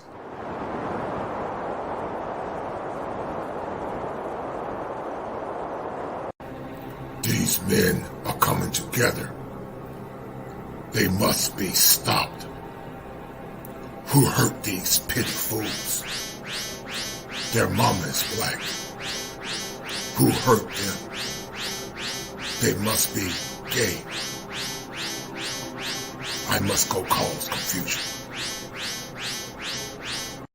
And that's what the simp servants will say. They got to say, I'm going to cause confusion. Because, see, guys, women are not only deaf, some of these men are deaf too, because they have the spirit of the hyena. They're matriarchal men. And when men begin to travel and say, I'm going to do what's best for me, they get mad. They start trying to shame you. They get in their feelings. They start lying to you. They start creating things in their head. They become magical Negroes. They don't want to see the passport bros traveling because they're magical Negroes. And many times, guys, they are passport pirates. Give me a line. Give me a line. Get in line now. Straight up.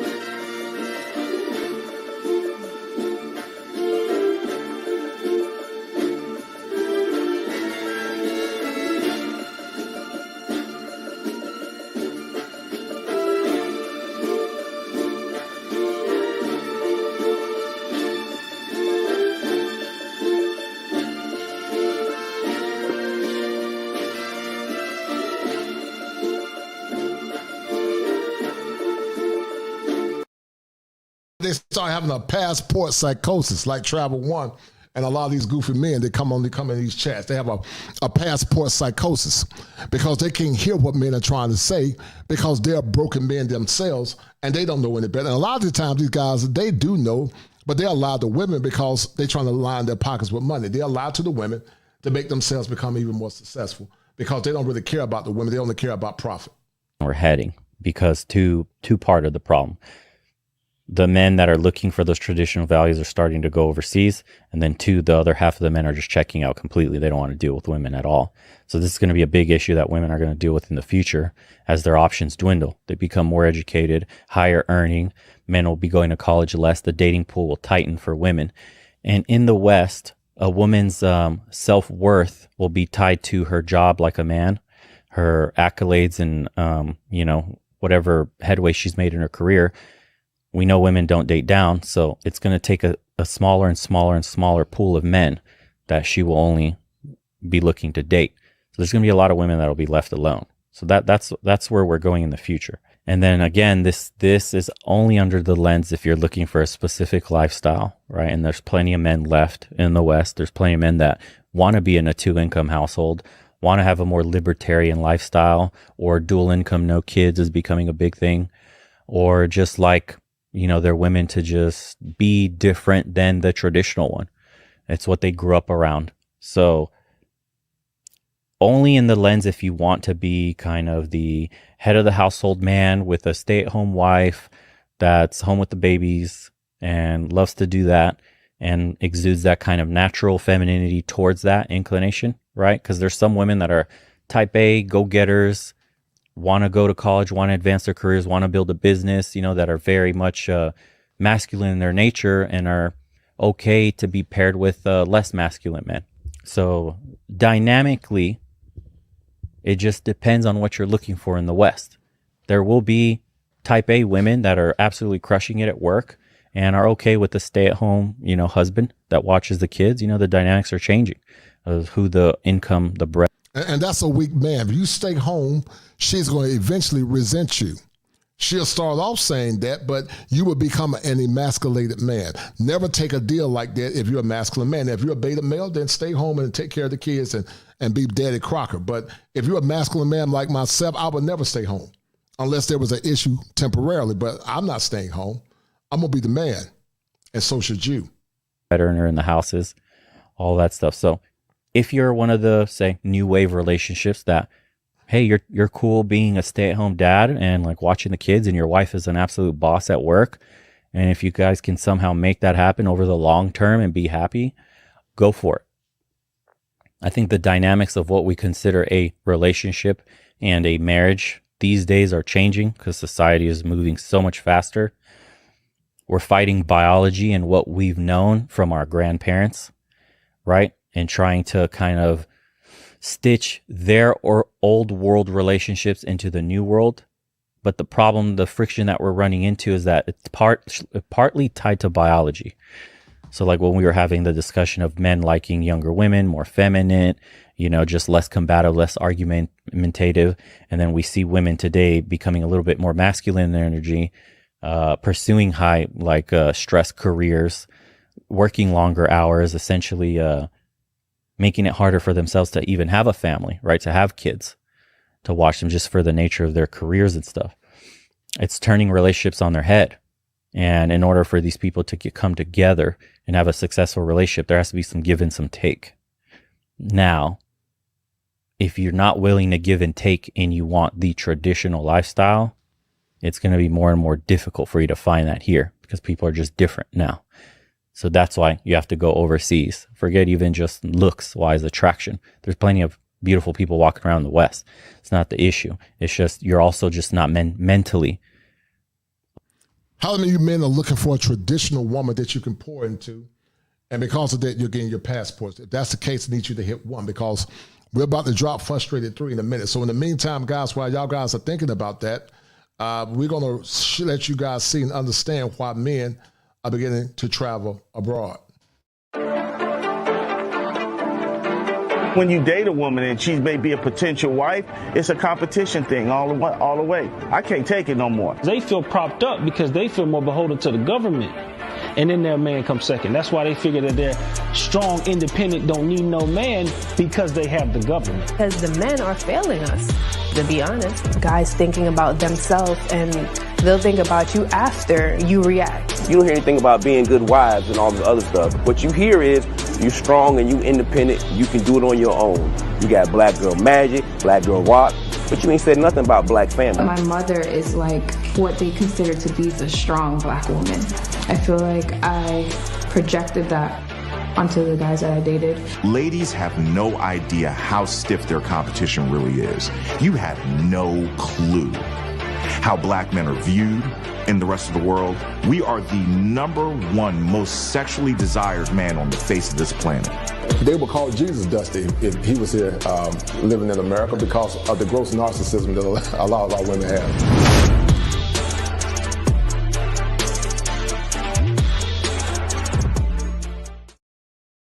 And are frustrated. They're trying to find women that they can pour into. Once again, men have a need to pour in, and we're going to continue to talk about that in a minute. So keep listening to this, and I got something else for you guys. Hold tight. On that scale, a match, right? You may not want the same values. She might not want kids. These days, a lot of women, there's quite a few that say they don't want kids at all, period. They're deep into their careers or don't want, start families. Like, I'd rather chase my career and whatever. I don't want to ever get married, things like that. There are some women, it's growing. It seems weird.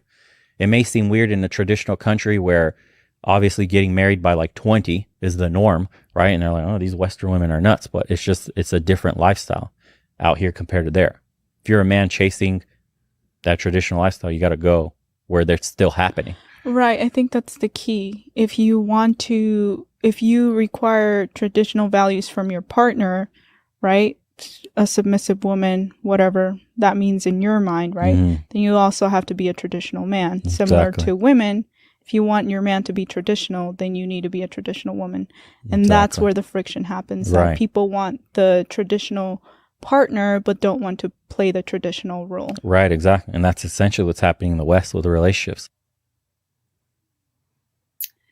Hey, happy Friday to my YouTube folk that are tapped in with me, to the people that came over from Instagram. And see, I guys, appreciate you all listening. This young woman gets it. She's one of the few sisters to get it. And this young woman was talking about how disrespectful this therapist was, because she understands that a woman needs to have a particular je ne sais quoi in order for a man to pour into. This young lady, I'm forgetting her name is Keisha Lachey or something like that. She gets and she understands. So listen to what she's saying. Fair use, guys, fair use. Listen to what she's saying. And doing what I asked you to. You know what I'm saying? We're going to get right into it. Because and that's based on the toxic therapist, guys, earlier. And then we're going to show you something else. This is what happens when you live in Los Angeles and like kind of near the airport. You hear planes and stuff. Don't mind the background noise.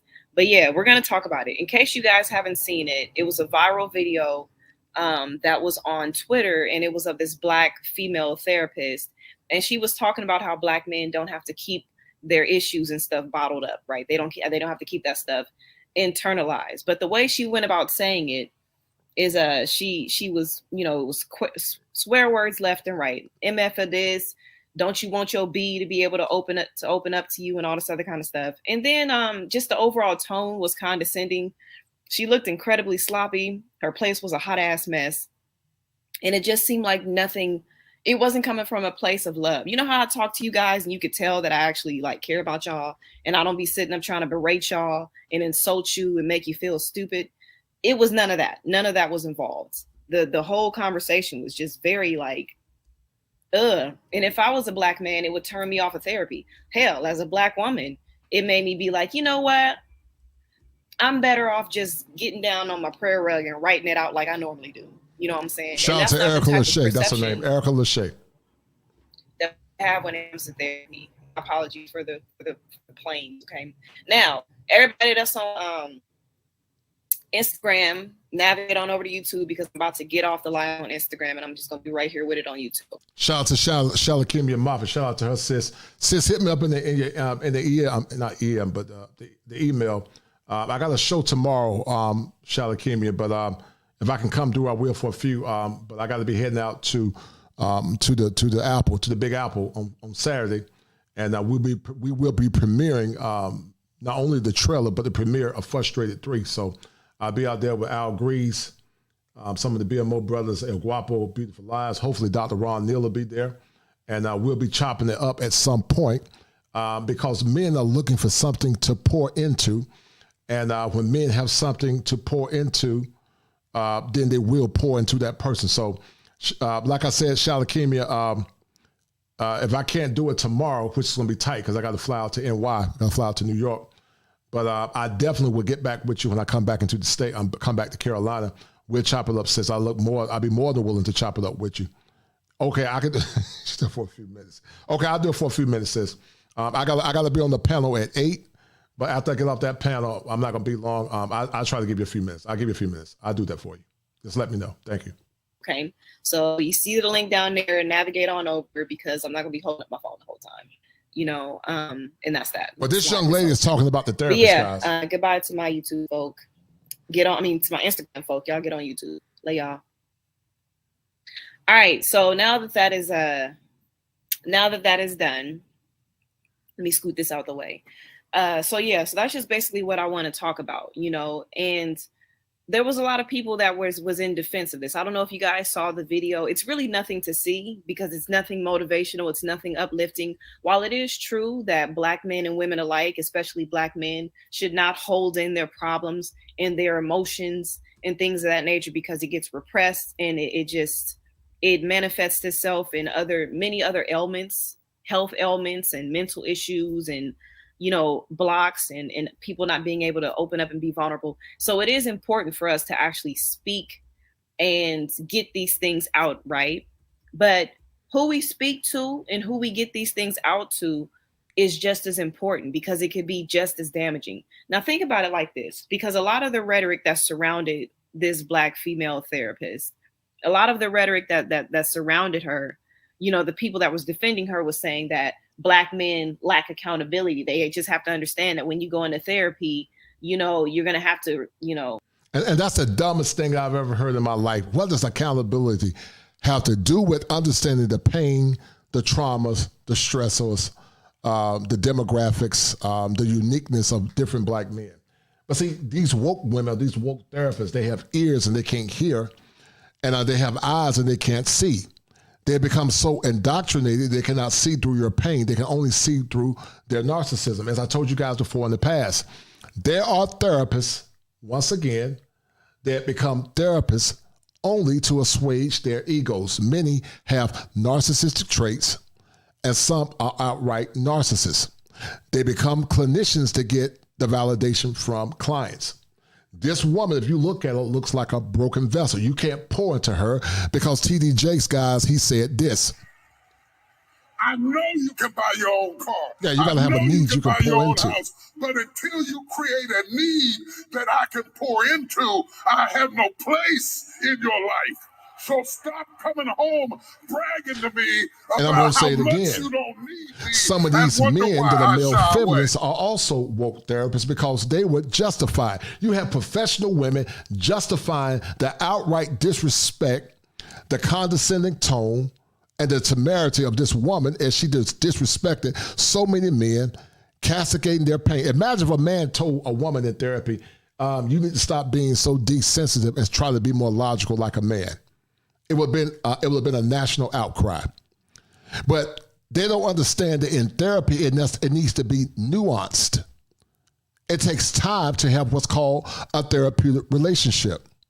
Also, confrontation comes after there's a therapeutic alliance and also after there is congruence. But you don't start confronting people on the front end. You have to meet people where they're at, circumnavigate the therapeutic process with the treatment model that you're going to use, and then begin to understand that person. But her language is typical of so many so-called educated women. They have degrees, but they don't have any decorum. They don't have soft skills because the mentally transmitted disease that they have, shout out to Edward Anderson, is so deep inside their subconscious that even when they try to be professionals, they can't. Remember, the new professional woman is no different than the ratchet woman on the street, many of them, not all, but many. And that's why she felt the need to be condescending to these men, because she was not talking about how these men could benefit the greater collective, or how they need to take care of themselves first. She was looking at it from a selfish perspective, only about how they can benefit her. So basically, y'all need to communicate so that I can get my rocks off. That's what she was basically saying in a nutshell. Communication for her own selfish needs instead of communication for their own healing. And that's the problem with many of these woke therapists. She's a woke therapist, and that's why we have these issues. You're going to have to be prepared to be accountable for your stuff. And see that right there, that was another therapist. There was another Black therapist. This time it was a man, another therapist who was saying that Black men have to understand that therapy comes with accountability. You know, therapy comes, you have to be accountable if you want to go to therapy and heal your past traumas and stuff. Now that within itself bothers me. You know what I'm saying? Because before the Black man has even sat on your couch as a therapist, before he's even sat on your couch, you're already assuming that he's in the wrong for whatever happened to him and that he has to take accountability for whatever it is. Like, you didn't even give him an opportunity to tell you what happened to him. Imagine being a Black man and you're going to therapy because you've had some issues with sexual trauma and abuse in your past. And your therapist gets at you in a way that you have to be accountable for that. And this is the point I'm making. No other demographic of people get that. When we talk about Black women going to therapy, it's not like, yeah, because y'all need to be accountable. No, it's all about healing. It's about healing and, you know, getting rid of the past traumas and opening up and getting down into the root of why you are the way you are. But then when we talk about Black men therapy, you got to be ready for accountability. Accountability for being abused as a little boy. I'm just wondering, accountability for your father maybe not being around, or if he was around, he was hitting on you, or accountability for your mother treating you like you were a second-class citizen because you look like your father and you remind her of him. Accountability for that. This is what I'm saying. Like, we talk about therapy, and I'm not down in therapy at all. I'm just saying, if we're going to go, we got to vet these people, which is the sad thing. It's sad that, like, even in the field of like therapy, these people supposedly go to school for this, and these are their takeaways. These are the like, this is what they feel, you know? I'm a firm believer that you shouldn't go into a job fields if you don't like people that you have to deal with. You know what I'm saying? Like, if you're not a people person, or you have internal issues with Black men or Black women, don't go into a job to where you have to deal with people, Black men or Black women.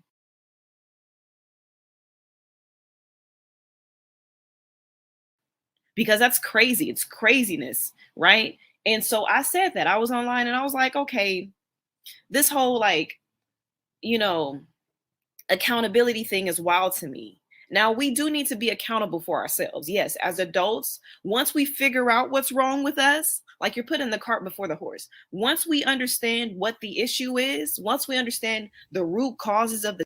And everything she's saying is correct, but it needs to be nuanced. You cannot you cannot derail or berate women or men, but especially men, all for the sake of your ego. Once again, some of these therapists use therapy as a way to feed that narcissistic supply that they have. This was a direct affront to Black men. She might call it just having fun, but even if she was having fun, the way she delivered it was wrong, and she showed her true intentions where she called Black men the issues. But imagine if Black men say, B, you need to open your mouth up. Imagine if a Black male therapist said, B, you need to start being more logical and open your D mouth up because you're acting like a B. That man would have lost his license. He would have lost his license. But see, that's the problem with women here in the West. You can't pour into them because they are broken vessels once again. They are broken vessels. And anytime you try to hold them accountable, once again, guys, you got simp servers, you got hyenas, you know, they go all across the internet causing chaos because they got ears and they can't hear. And many times, guys, the simp servers will do this.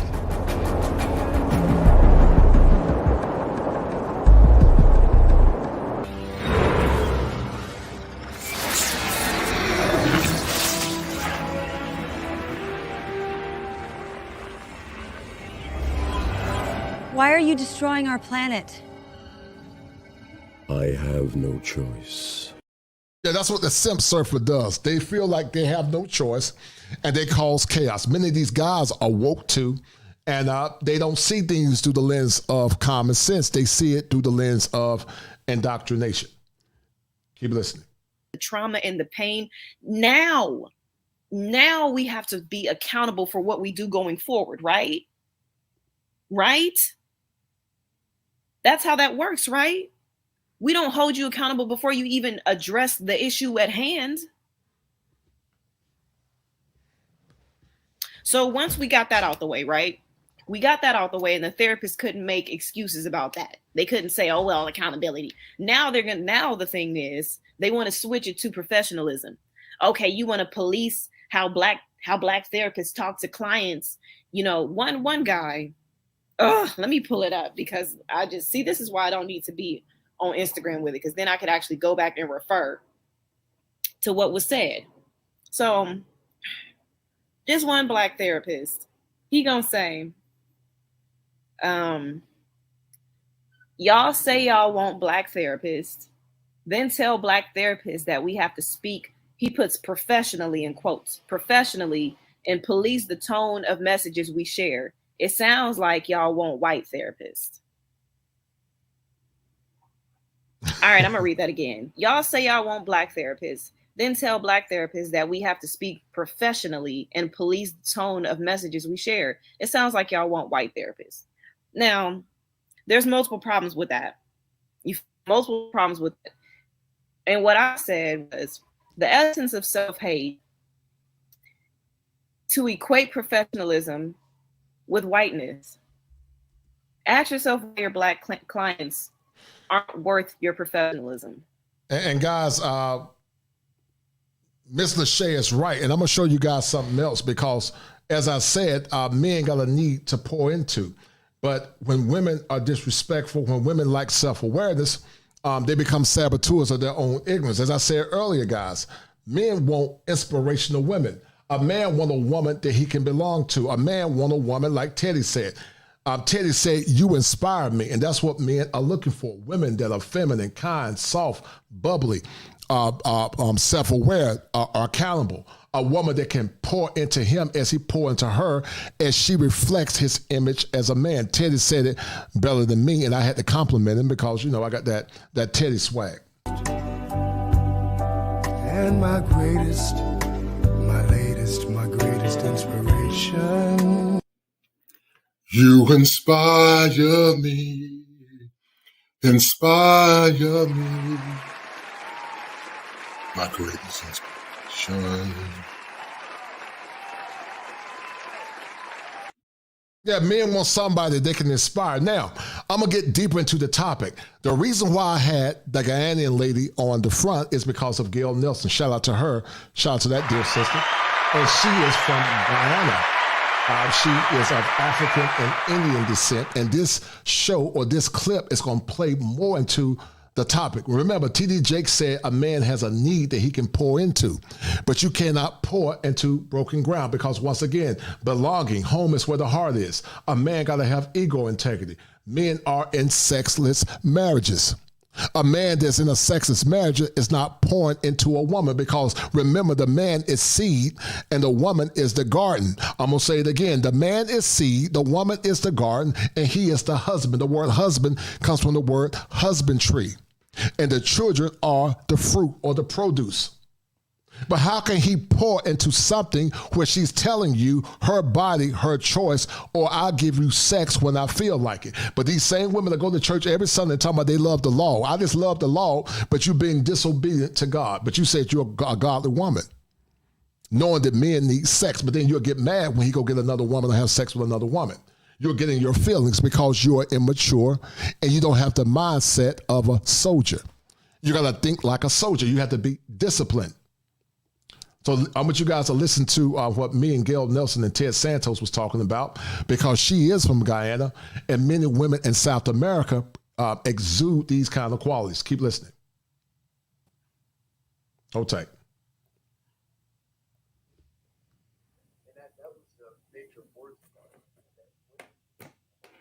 And I say to them, look, you lied to the girls our age. You misdirected them, friends. And I say to them, look, you lied to the girls our age.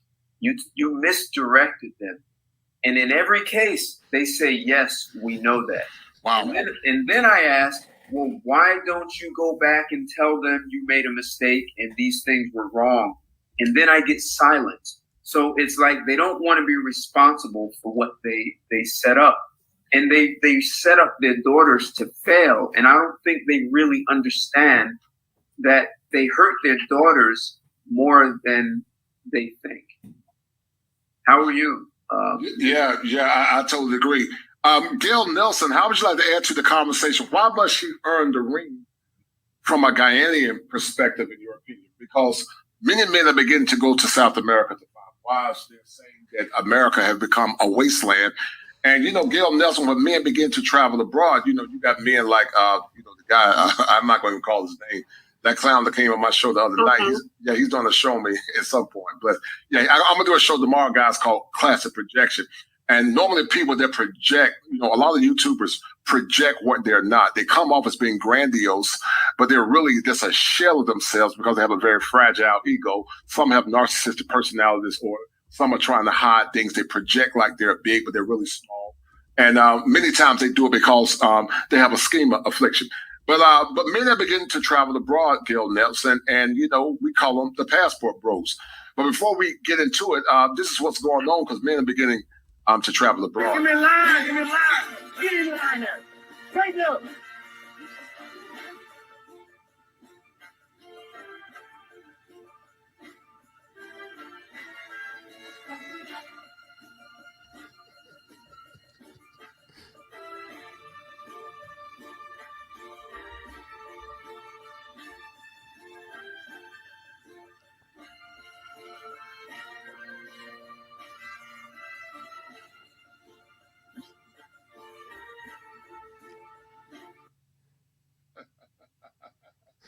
Men beginning to travel abroad, Gail Nelson. They're beginning to go to Guyana. They're beginning to go to Brazil. They're going to Dominican Republic. They're going to South America. And you got a lot of matriarchal males trying to shame those men because they have the spirit of the hyena. They're trying to shame those men into silence. But I want you to give an expose of why she must earn the ring from a Guyanian perspective. But before you do that, Gail Nelson, I want to send a special shout out to James Miles for that $50 hitter. James Miles, your meritorious love offering. You said the great panel, Blair and Ted, were excellent speakers. Salute to the Kosher Commission. And right now, guys, because of his meritorious love offering, James Miles, you are the #1 sponsor for this show.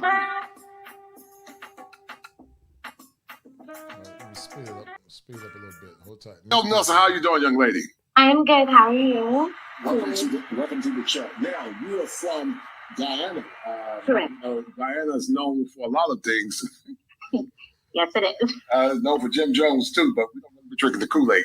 I think Gail don't want to drink the Kool-Aid. She's trying to get rid of the bad Kool-Aid. But there's some bad Kool-Aid here in America when it comes down to dating and relationships. Why must a woman earn the ring from a Guyanian perspective? Because women abroad are becoming better options for American men, in your opinion. Yeah, so a little background on me. My mother is from India, so I was raised in a very traditional household. I was raised with... So Gail Nelson is a Blendian. She's a combination of African and Indian, African roots and East Indian roots. And, look at her femininity, very feminine, very calm, very kind. Once again, she has the je ne sais quoi that a man can pour into. Shout out to her and her husband. But see, this is what men are looking for, soft voice, a woman that can help a man become the best version of himself. A woman, like Teddy Pendergrass said, he said it better than me, she comes or appears to be very inspirational. And to you guys that are listening, I was Teddy Pendergrass' backup singer. I told him I'd let him take the mic, but I had to get him on the back end because Teddy is old and his voice can't match mine. And my greatest inspiration. You inspire me,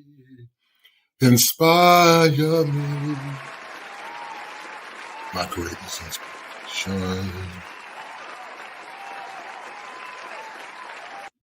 We need a woman like Gail Nelson that can inspire a man. The energy that she has is very feminine. And see, I keep telling men, when you get a feminine woman, man, it'll do something to your testosterone level. Some of you men right now are suffering from low testosterone, not because you have issues, but because you're with a toxic, low vibrational woman. You need to get with a woman that has a very feminine, vibrational woman that's kind and genteel. And it's not all the women's fault, but some of it is their fault because they're rebellious and they don't want to listen to what men are saying. They get mad, like Travel One that I had to block, and they get in their feelings because they'll be more willing to be right than to have a cogent conversation and look within themselves. Keep listening. The Hindu religion, and they didn't like vet my husband the way traditionally Indian parents would. But how she raised me was that the dating part of a relationship is an interview process. So that's me trying to convince him why he should take me off the market. And at the time, I was not in the US, I was in Guyana. So it's more of a survival thing. I actually did a video on that. So pretty much a husband is how you eat. A husband is how you stay safe. A husband is your protection and provision. So, and I can't speak for all foreign women, but in those countries where there is no social programs, like, there's no EBT, there's no SNAP help, there's, no stimulus checks, none of that. There's no matriarchy. And I think that's a big issue here is that women are told they deserve the world for just being women.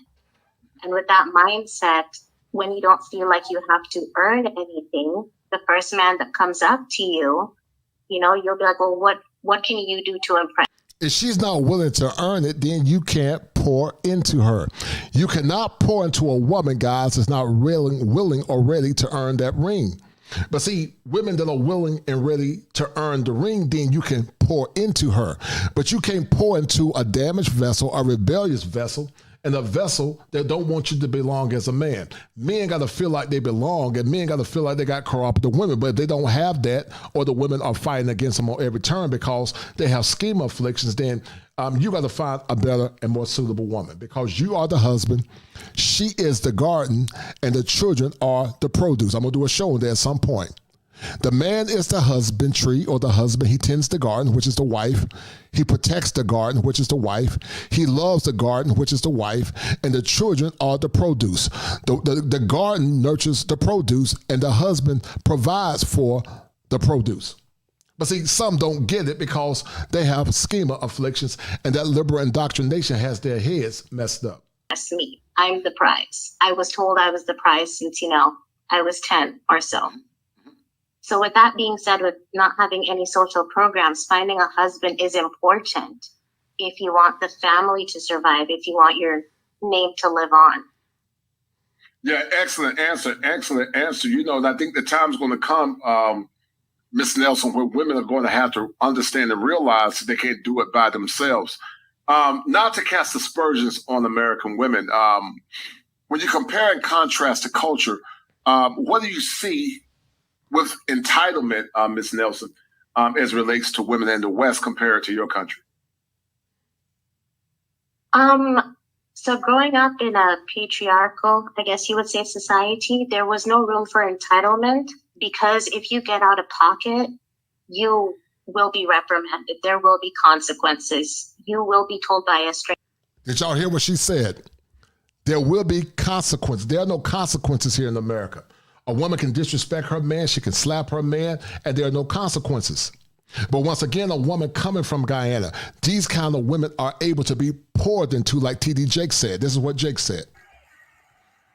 I know you can buy your own This is what car. Jake said. I know you can buy your own house. But until you create a need that I can pour into, I have no place in your life. Men got a need that they can pour into. Bragging to me but you cannot pour into a broken vessel. You can't pour into it. And that's the problem with a lot of these modern women. Stranger, even if it's not someone else's husband or someone else in the family, you will be told what you're doing is wrong. So there's an incentive to not mess up. There's an incentive to not cheat. There's an incentive to make your marriage work. Okay, excellent. When you look at the struggles of American men or men in the West, black and white, what is the greatest thing that you see, Ms. Nelson, about the level of disdain and the level of pain that many men in the West go through? When you compare the struggles of men in the West compared to native Guyana, what are some of the things you see that men in the West struggle with, where in other countries, they don't struggle with it? Yeah, well, something I noticed very clearly is growing up in Guyana, the men are the prize, and everybody knows that. That is. Did you guys hear what she just said? The men are the prize. Men and women have prize redeeming qualities. But the man truly is the prize because, see, she looks to him because women tend to marry up. So how can she be the prize when she's trying to marry up? She is the man is the prize catcher. They both have prize-worthy values, but the man really is the true prize because once she gets him, she's been caught by a husband. And therefore, he deems her to be a prize, not by default because she said she's a woman that got a vagina, but because he is the prize catcher. Guys, get the likes up, share the stream. And like I said, guys, this is going to be powerful because I'm going to drop the link for a few minutes and then we're going to talk, all right? That is set from birth. So, here being told, you're not needed, you don't need anything, you don't do anything, I think is very much a slap in the face, especially if, a war was to happen or something was to happen. All of a sudden they need a man. If somebody breaks in, they'll call a policeman, firemen, almost everything they need. A man has to come to the assistance or to the help. So I don't know, it just breaks my heart how men are treated, and the women are okay with it because they're incentivized to do it because they get a payday from it. Right, they get a payday, and then there is no level of accountability. When you think about the level of disrespect, like domestic issues between men and women. Correct me if I'm wrong. In your country, women don't hit men. Am I right or wrong? Oh, yeah, we don't hit men. We will get hit back. Did you hear what she just said, guys? See, people y'all think I'm be lying to run a game. You don't hit women and men in South America. And you don't hit them in Africa, but especially in South America and countries like Colombia and Brazil. And also in Guyana. You do not hit men. You can lose your life in those countries. That's why the women are better suited to pour into. Women can hit men in America and there's no consequence. The cops will blame you or you might lose your life or get a charge. But some of these men are continuing to deal with toxicity. They're continuing to deal with bad behaviors because they don't have a need to pour into because the women are rebellious. And when we present them with the evidence, instead of them changing and having a contrite heart and self-reflecting, they become even more rebellious, guys, because once again, they got ears and they can't hear. And many of them, guys, have a condition called this. They can't hear because they have cognitive dissonance.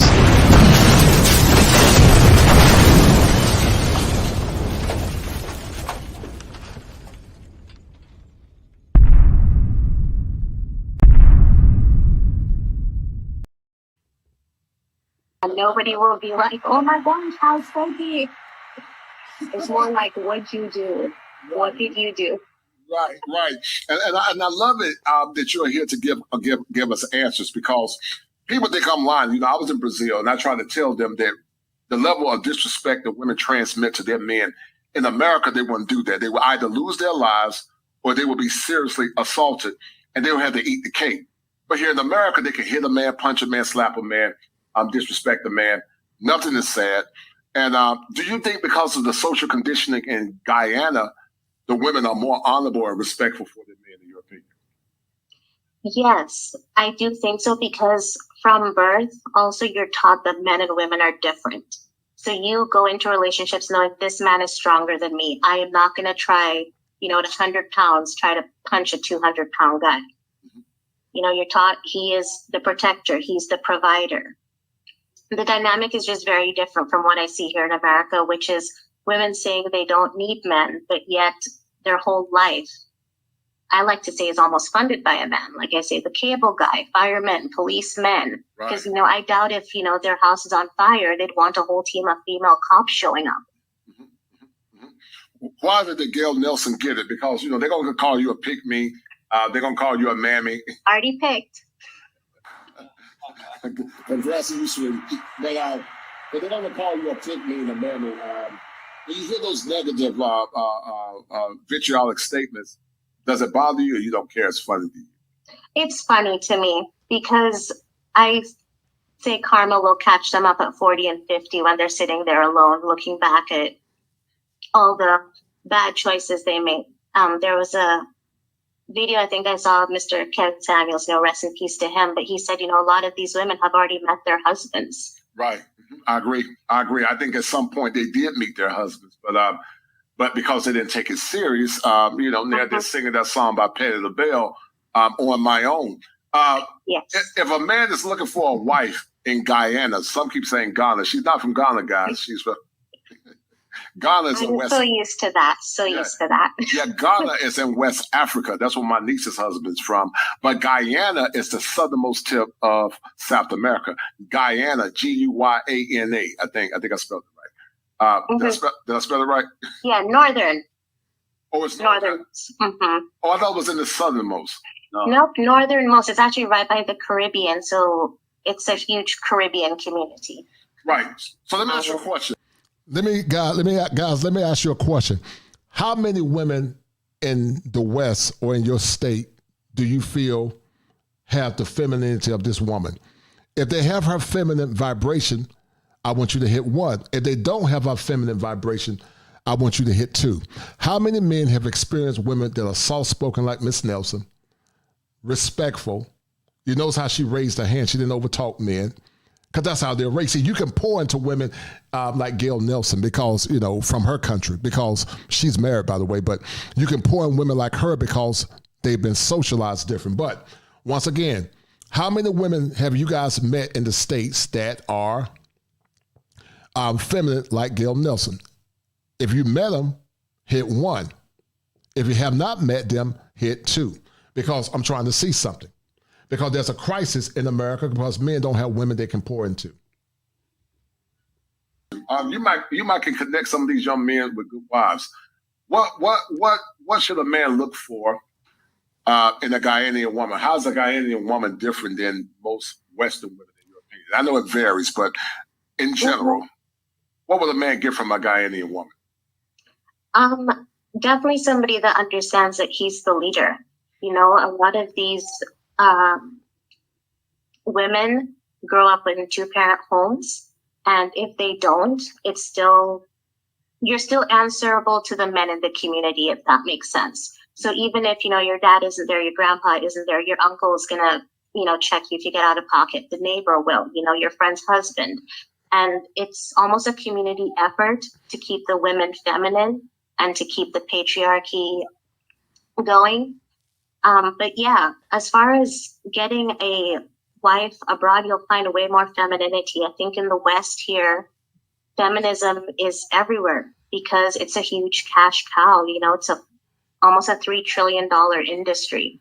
Whereas in Guyana, there's not a lot of, like when I was last there was not such a thing as AC. Not everybody had AC. So because there's not much room for corporations to make money down there, there's not a lot of corporations down there. So it's not as modern. It's not as, infected with the feminism, I should say. Right. Are you in Guyana now, or are you living in the West? Where are you? I live in the West. Yeah, I live up by Seattle, Washington. Mm-hmm. Oh, okay, cool. I'm going to joke with you. If you live in Seattle, it's mostly white, so you're a Becky boo. You got a little bit of black and white. She got the skin color of a sister, but she got the mannerism of a Becky. But I want to ask you a question. Being in the West, have you been tempted to go to the dark side with feminism? Oh, absolutely. I would say I've had to limit, especially being a mother, I'd have to limit what my kids are watching at home because they will be on the most innocent show and just the craziest ad will pop up. Or even with friends. When I first had relationships when I moved over here and the relationship ended, the first thing is, oh my gosh, let's go out to the club, or oh my gosh, you just need to find a new person. And I wasn't raised that way, so a lot of those friendships didn't click. And so I don't really have any friends that are from the West. I have 2 friends. One, she's Laotian, and my best friend is Ethiopian. But I've tried to make friends with the women in the West, and it's not that I'm better than them or anything like that. It's just we have nothing to talk about. Right. There's a young lady that I interviewed when I was in Atlanta, Guyana. Guyana, I want you to come on, sweetie, because you got that Chicago swag. You got that Detroit City swag. I want you to come on too, Guyana, because a lot of women are trying to uncover Miss Nelson so that they can recover. They're trying to unlearn the things that they've learned in the past. Just like Yola said, you must unlearn what you've learned. And, many got to change how they think about thinking. Is it too late for women in the West, in your opinion, based on what you see? Is it too late? No, it's not too late from the woman's standpoint. But at the same time, if you are realizing, you need to change 30, 40, even 50. All right. So you guys heard it from this cool sister from Guyana. Shout out to her and her husband. You guys heard it, she's a fit, friendly woman, feminine, very soft-spoken, something that men are looking for. Men are looking for something that they can pour into. I told you guys, in order for a man to pour in something, he needs to have the ability to feel like he got freedom. Freedom to say what he want to say. The need to check bad behavior. The need to enjoy his life. The need to be his authentic self. Many of you men are in relationships where you can't be your authentic self. Because when you stand up for what you believe in, many times you'll get shamed. Your sisters and your aunts are trying to disrespect you, and you can't say what you really want to say. They have the need to not worry about paternity fraud. You heard what Ms. Nelson said. In her country, there is no paternity fraud. You don't have to worry about a negative court system or a court system that's dedicated to more or less disrespect men. There is no fault divorce in South America. There's justice by the law, and men can be masculine. Men also have the need for survival, but watch this.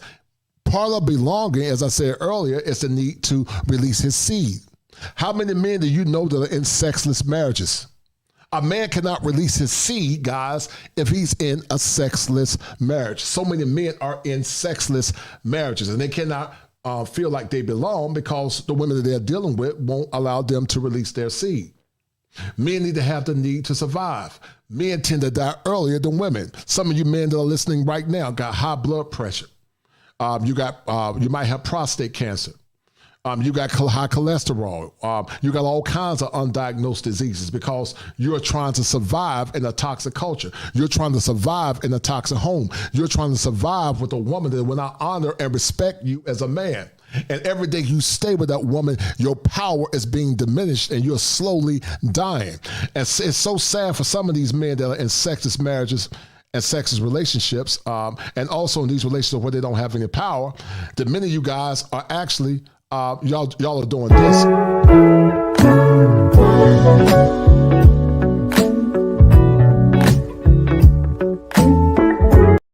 Yeah, a lot of men are married and alone. You got a wife, you're paying all the bills, but you are married and you are alone. You don't feel like a man when you're around that woman. When you go home, you don't feel like she's honoring you as a man. And see, your productivity is greatly decreased when you're trying to plant seed, guys, in fallow ground.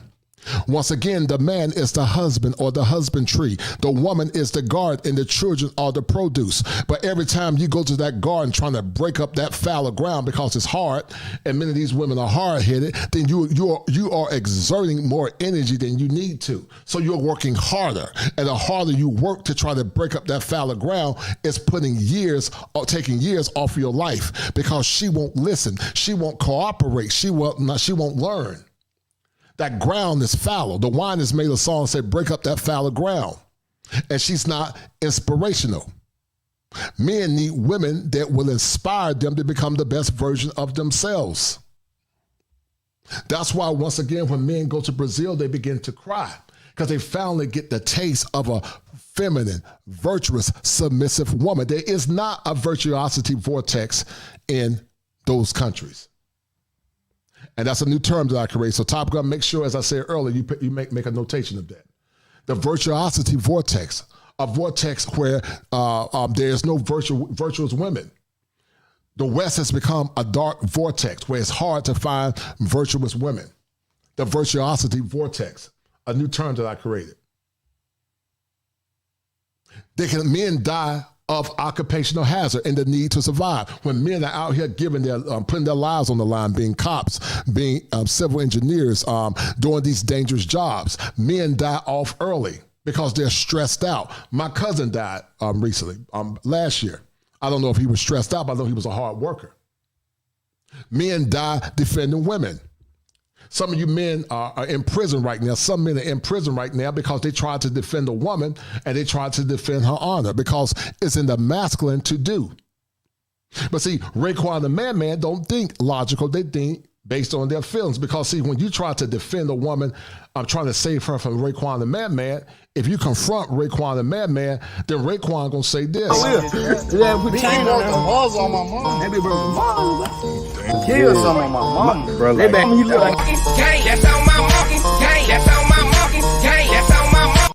Raekwon the Man says on my mama, and Raekwon the Man will put that heat on you. They'll put that heat in you. And you'll end up losing your life or going to jail because you're trying to defend a woman that's not worthy of it. Power, guys. Fun, freedom, belonging, and survival.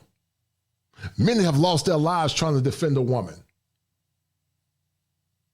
Many men are dying because of unresolved sexual abuse. I did a show called On My Mama.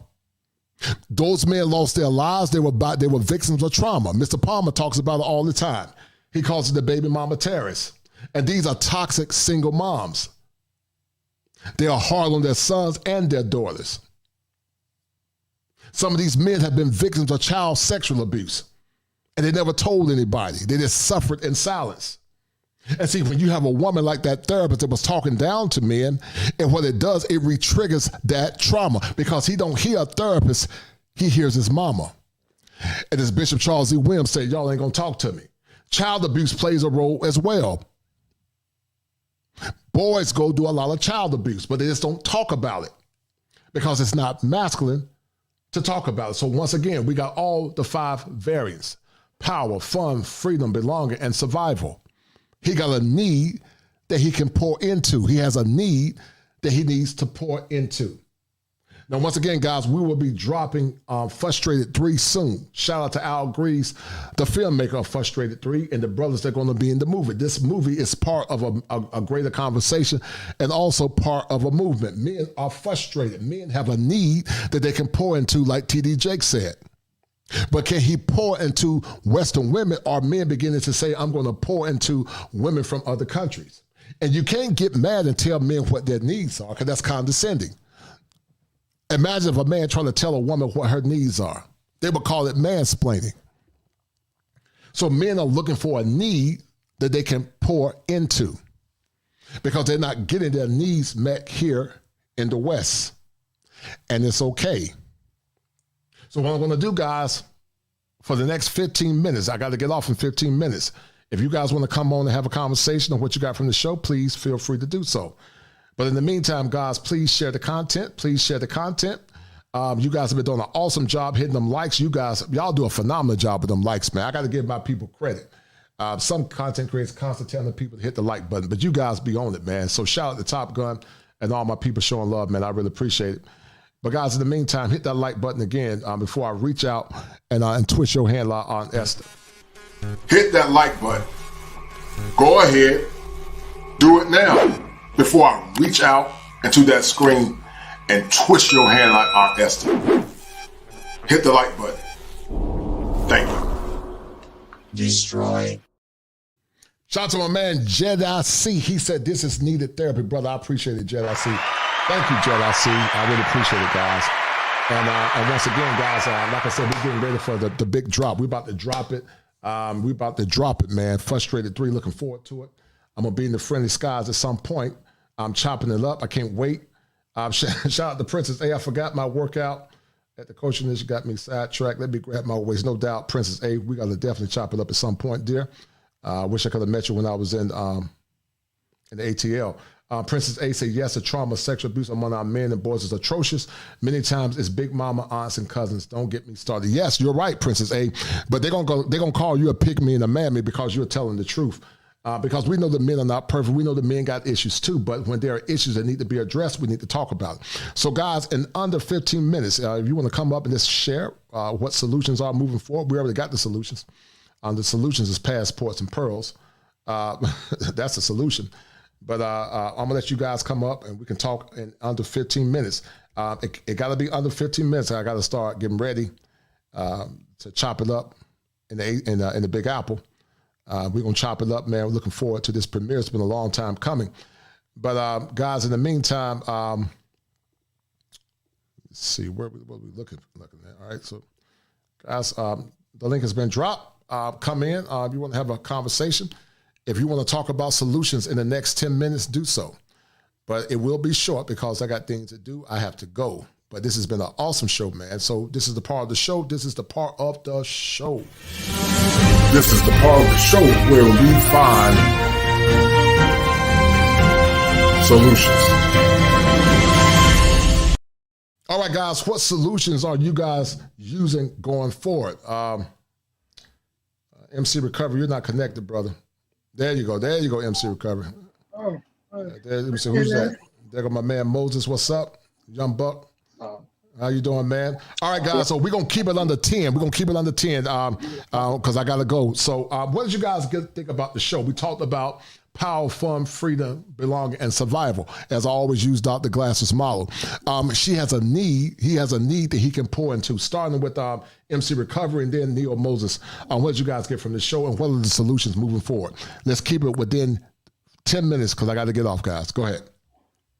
Well, I can definitely agree with you there on you calling us the seed that we gotta try to plant until the woman pour into them and stuff. Mm-hmm. Is because, like I said in the chat, sometimes I was doing so much pouring, it was like I was just empty. I wasn't getting nothing for my return for my hard work, like like food, like if I wanted to do something manly around the house, she would do it before I do it. Oh wow! So it was like it was a lot of insult, disrespect, and it just wore me out. It made me think I'm crazy. It's like you trying to tell me. And a lot of manipulation, like every couple goes into this. Mm-hmm. And then the worst thing that ever happened was when I took her to shoot at the beginning. We used to go to Palm Springs. We used to go to concerts. And I remember after she had my son, I immediately ordered some 24-hour fitness, gym memberships. So once I saw those red flags, you ain't going to the gym. In Palm Springs, you want me to be romantic because you seen this other guy singing to his woman. And then another man had to come and tell me that your woman is feeling real bad now. Just messing up all this money I done spent for this convention where we're actually around a fellowship of friends and stuff like that. So, so to fast forward today, I'm seeing a whole lot of women willing to be humble now because they 45 and they ain't right. They want to be humble now, right? Yep. And then I get phone calls that they're all alone at the house. They're admitting they depressed. Right. It's like, and then it's like this is someone I want to date, but the options have changed now. Right. So I don't know. Are they singing that song about Teddy Pendergrass, whole world laughing at me? Right is because they didn't pour it into their career. Right. Getting a nonprofit or running a business. Mm-hmm. Then when they look over their shoulder, the man that they was dealing with, he's just being like a shark now. So I see with my eyes that he didn't get nothing from you. So what in the hell make me think I'm gonna get something? especially when 18 and 19 years then passed. So, so that's basically what I got up out of it. And like I said, it allowed me to learn how to pour into my child because he's a teen now, and I'm learning how to hear him out more. So you know, that's interesting because the way I grew up, I was always told to do this, do that, do this, do that, and then sometimes I would do stuff because money involved. Do you know, like clean up the yard, pull the roots, help me get the refrigerator on the truck, help me take it, dude. You know, that was work. So of course I felt like doing it because I was getting a reward. But as far as relationships, us guys, we want a reward. But it's like I think our love signals is different. So it's like, yep, it's like I am romantic, but if you haven't did nothing for the trigger that, true. And then I'll get some tears and some crying, or you don't mean that. That kind of bullshit. Alan, I'm gonna let you pop in. Come on, Alan, but you got to keep it close because I got to get off. I got things to do. So this is for Alan. Go ahead, Neo Mos. How you doing, young buck? I'm great, Culture. This is a good show. No doubt. I told you I was gonna drop that. Bring that fire, man. I told you I was gonna drop that fire for your mind, man. Fire. It was mind. germinating in my spirit all last culture night, man. clinician. I couldn't even sleep until I birthed it, man. So I had to birth it. You know, Jakes was right. He got a need that he can pour into. But men can't pour into broken vessels. The vessels here are broken, many of them. The majority of them are broken. And so how would you like to add to the conversation? Alan, you can pop on, but you got to cam up because I don't know you. So you got to cam up, Alan. But go ahead, Neo Moses.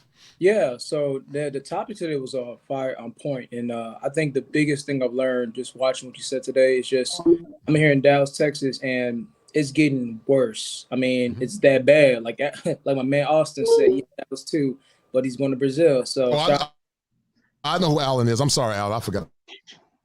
Yeah. So with today's times, it is getting worse. And I mean, I'm getting more single mothers hitting me up, and overweight women want to talk. And really? And I'm a Christian from that perspective. I'm just like, all the women in that position are usually the ones wanting the man, but the problem is they don't want to work on themselves. And the problem is I don't want to be a stepfather.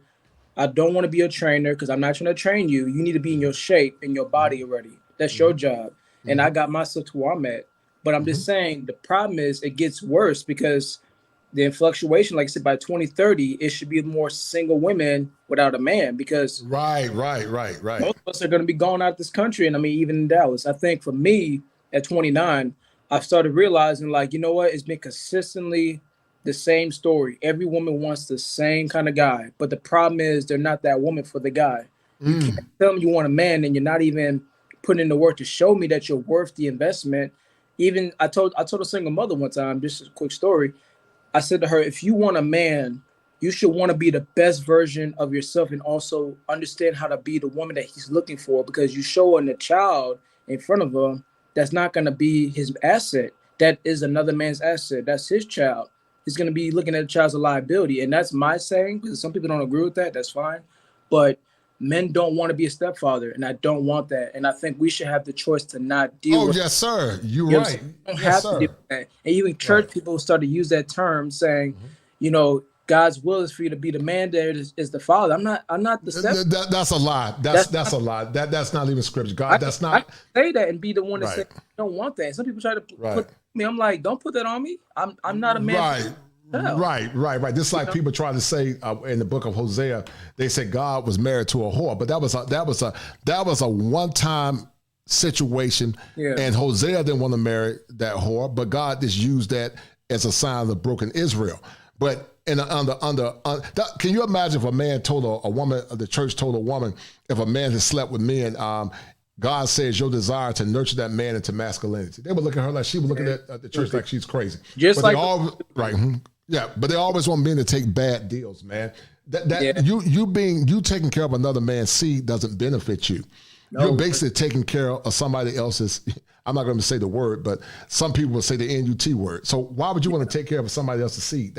It's an insult to you. That doesn't benefit you because you're going to be the step. That child going to come first. She going to come second. The dog, and you're going to damn come last. So why would you come last? Why would you nurture somebody else's garden if it's not going to benefit you? That's a fool. You need to nurture your own garden. But see, they're trying to shame you to take bad deals. Now, see, women years ago understood when they had kids, they were humble, and men didn't mind doing it because they were humble and they had humility. But now they're not humble. They say, I'm a package deal with an attitude. Fat, bonnets on their heads, and all that goofy ish. But you're supposed to take a bad deal. So men are changing, man. We're changing the laws in our minds, man. And that's what men are saying now. Men are saying that I got a need to pour into. And that need is not here in America. I'm going to use my passport, which is my freedom papers. What else did you want to add, Neil? And then I'm going to let Alan pop in, man. Yeah, no, last thing I'll say is, I think it's time for me to get my passport, and I work in the post office. No doubt. I really think it's time because I really thought about this, talking to a guy today about this. He even said it's been consistently the same story. A girl's going on a date with them talking about, I'm not sure if I'm going to be on a date. I need therapy. And I'm like, wait, she said this? Like, yeah, man. I'm like, why is she on a date if she's not sure about herself right now? Right. Self-awareness. Right. And you're saying you want to date, but you're not, you want to go to therapy and you want to be a friend? I mean, I said, Jelly, cut that off, man. That's just a waste of time. You're paying for a date that don't have nothing in it for her because she wants to go out. Like, you don't know what you're looking for. You don't know what you want. And that's the same thing in the church. They don't know what they want. And that's the American Christian. And I do not want to deal with that no more. I'm tired of that. You don't have to, son. You're in good shape. You look muscular. In other countries, man, women would die to be with a man like you. You would be a god in those countries. I promise you, man. That's why I encourage you to get that passport, man. Change the law of your mind. Find you a garden that you can place your seed in, a healthy garden, not a demented, damaged garden, because these gardens here are damaged in America. There are a few women that are worthy to be married. I'm not saying all of them, but sadly, the culture is toxic. And the good women that are left, it still won't be enough enough men left to marry those women. So if you got, say you got 100 good women, you got 1,000 men.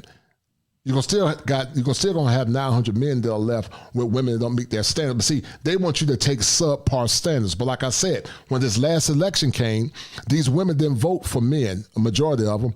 They didn't vote for black men, black boys, black families, and black children, or the black community. They voted for themselves. They voted for individualism. Many black women in America, when they come down to power, they vote for themselves. But when they come down to servitude, they want you to serve them. But it's taxation without representation. They are taxing you mentally and physically and taking your resources. And like I told you guys, many model women want y'all to be a rat. They want you to be her rat. They want your resources. They want your attention. They want your time. They want settlement and security for sex. Now, you might ask yourself the question, what's wrong with that? Well, she's giving you sex that she gave to Raekwon the Madman for free. You're not getting a virgin. You're getting a woman that's had a lot of fun. So why in the hell would you give your best to something that's used? That doesn't benefit you as a man. And people get mad when men say that, but they don't have an issue saying that if you don't have a good job, I can't be with you. They don't have an issue with saying you stay with your mom. They don't have an issue with setting standards for themselves. So you got to start setting standards for you as well. So, Brother Allen, how you doing, sir? How would you like to add to the conversation, bro? I'm good, sir. I'm good. How are you doing? No doubt. How you doing, brother? I'm good. Tired, but good. Still moving. You're still moving. So go ahead, man. What do you think about the topic, man? Honestly, go. Like the brother was saying, he's thinking about getting his passport. Get your passport and leave. It's not worth it. You have to understand the mentality of the Western woman here in America. I want to say it, but I don't mean to be mean, but most of them are more concerned with their education over their pH. Like, come on. They care more about that degree and that job than their own health. Right. So them trying to push that whole narrative of, be a single father, be a stepdad, for what? For what, right. It's 10 of them for every one of us. Right. And that's just nationally. Internationally, is the number's even greater. Why limit yourself? Right. If anything, find a way to make some income. That way you can work online or work for yourself, and then go wherever you want. And listen, I'm not talking about women, you know, that were good women and, you know, the husband either died or whatever. But even, you know, even those women, you know, that are widows or the men were bad women, bad men, to a man that doesn't have any kids, you know, men are saying that's not a good deal for them. And it's okay if they feel that way. I don't have a problem if a woman is single that don't have no kids, say she don't want a man with kids. That's that woman's right. But women got to be able to understand it from the man's perspective. It just don't benefit a man. It is no benefit unless that man got kids himself. Now, if he got kids himself and he was in a former relationship, if they want to get together, then so be it. But in general, to a single man, it doesn't benefit him. And even a man with kids, he still can get a better deal sometime without, you know, a woman that don't have any kids, because you got to worry about, she got daughters. When she tell on you, you got to worry about the fathers coming in trying to cause chaos. If that woman got kids by multiple men, you don't know how that man is going to act. So a lot of time it doesn't benefit the man, sadly. What's your take on it? It doesn't. It doesn't. Your best bet is to just go ahead and find a woman abroad without children, without all the hangups, without all the issues, but without all the problems. Like they want us to jump through all these hoops and loops and run this, pull up this Herculean effort when they just want you to take them as they are, and that's it. Mm-hmm. It doesn't make any sense. It doesn't benefit you. Mm-hmm. It doesn't benefit me to take care of another man's seed. Mm-hmm. It doesn't. Mm-hmm. I tried that when I in my early 20s, and now the young man is 21. Mm-hmm. He ain't thinking about me right now. That's that thing is dead. Right. He's not. Yes. So talk about it. About being the struggles of being a stepdad. And if there are any women, real quick, that want to challenge this conversation, I welcome all women to come on, because we're not trying to be disrespectful, but you're hearing it raw how men think. We're not trying to be disrespectful or rude. We know there are women that listen to this program, but you guys got to understand how men think. You know, men that are masculine, and men that got purpose, and men that got money, they want to do what's best for them. No different than a woman. I don't get mad at women that have standards. They say they don't want broke men, or they don't want a man with kids either. Don't bother me. Women got a right to say that. But go ahead, man. In the meantime, shout out to my man Pacino for that $5 super stick. He said, you won't be nothing but an ATM machine. That's a stuff. So how can you pour into something, man, where you're constantly taking care of another man's garden? It's hard enough to take care of your own garden, but then you got to take care of another man's garden. And if you have kids, you got to take care of his kids and also your kids. It's an insult. So tell the audience about the struggles you had being a single dad, man. After all the Christmases and birthday parties and Chuck E. Cheese's, and back when they were still open Toys R Us visits, and after it was all said and done, that wasn't my son. That wasn't my child. Mm-hmm. When his father decided to insert himself in his life, he was already 17. Mm-hmm. So at the end of the day, after all the financial investment, emotional investments, taking them on projects, showing them how to get stuff done, showing them how the world works, after breaking down all information and disseminating it all to him, that wasn't my son. Right. Ultimately, he still picked the path that his father, his biological father, laid out for him, mm-hmm. which was Raekwon the Man. Raekwon the Man. Right. That's crazy, so it didn't benefit me. It didn't benefit you. Right. So basically, you poured into a garden that did not replicate your image. I'm going to say it again for the audience. This man, Allen, he poured into a garden that did not yield fruit that was his, but also didn't replicate his image or his mission. And see, I try to be fair in trying to convey what I'm trying to say to the audience. But see, men got a need that they can pour into. T.D. Jakes said it. He said it better than me. I know you can buy your own We got a need I know you can buy that your we can own pour house, into. But until you create a need that I can pour into, I have no place But once again, in your life. So stop coming home. Why will a man pour into a broken vessel? Why would he give his seed to a garden where the ground is hard? It doesn't benefit him. You hear Brother Allen talking about he gave his best. And the boy never replicated his image or mission, but he replicated the image of his father. And like I keep telling men, you're going to be a step. That's it. You're going to be a step for that child or that woman to use. Now, there are some women that will allow you to be in their lives and their discipline to raise their kids. But how does your ex-wife, did she allow you to discipline the kids, Brother Allen? Did she allow you to discipline them? She did, but ultimately at the end of the day, after her and I separated, he still sided with his mama. And his mother went as far as to put him out. He ended up coming to live with me again. But ultimately, he still took the path of his mother and his biological father. Mm-hmm. So it was just a 18-year experience of wasted time, right? Energy, effort, and resources. Mm-hmm. So, I mean, if he decided to become a rapper or a NBA ball player or whatever, then yeah, I might get a shout out. But that he didn't do any of that. He's just another young man hanging out around the way now. Mm-hmm. Mm-hmm. Instead of being productive and prosperous, he's just being. Mm-hmm. Right. So right. It is what it is. Yeah, it is what it is, man. You know, and I'm gonna ask you this question real quick, Brother Allen. Hold tight. Pacino said, and he's right. Shout out to Pacino for the $5 super sticker.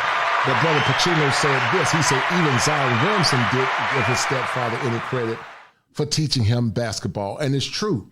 And that's why men are saying it doesn't benefit them because it's thankless. The society or the country do not reward men for being stepchildren.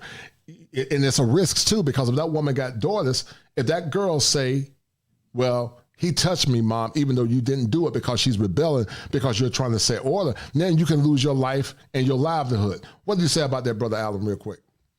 I'm a big advocate of Mr. Palmer. As far as you have to change laws in your mind, because that things like that can happen, and they do happen. I've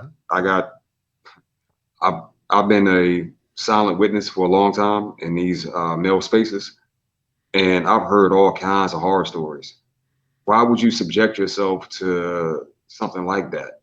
Mm-hmm. The possibility of it, mm-hmm. Your whole livelihood, your whole career, your everything gone, just like that. Just like that, right? Just like that. It's not worth it. Right. When you can simply get a passport, get some income, and go to a foreign country and live your life however you see fit, with much more cooperative, beautiful women that actually want you. They're not just tolerated. They don't tolerate you. They cherish you. They cherish you. Right. I'm gonna ask you a question, man. Ted the Pendergrass said it better than me, but Kevin Samuels, when he was alive, talked about inspiration. You know, men want inspirational women. I'm going to ask you a question after this, but what does it mean to be inspired by a feminine woman? And my greatest inspiration. You inspire me.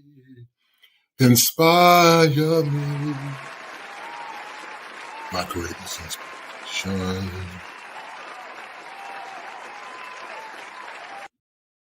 What does it mean to be inspired by a woman? Did you ever be around that je ne sais quoi, around a woman that's inspirational? What does it mean to be inspired by a feminine woman, brother? I have, but it wasn't a woman from here. She was not a Western woman. All right, talk about it, man. Talk about it. Over in Dubai, I met a young lady from Ethiopia, hardworking. She worked for Emirates. Mm-hmm. Fly me in, best experience in the world. Mm. So I used to be a government contractor, so I can't get too deep. But right, I understand, right. Completely different, night and day. Mm-hmm. Home cooked meals. She may not see me for 6-7 months, but it'd be like I never left. Mm. Faithful, committed, honest, loyal. Mm-hmm. That's what gave me the energy and the strength to keep getting up and going back to work that contract. Yes, sir. Right. Versus what I had previously. I'm at home. I come home for the first time, and it's been about 6-7 months. I get a little banner, welcome home.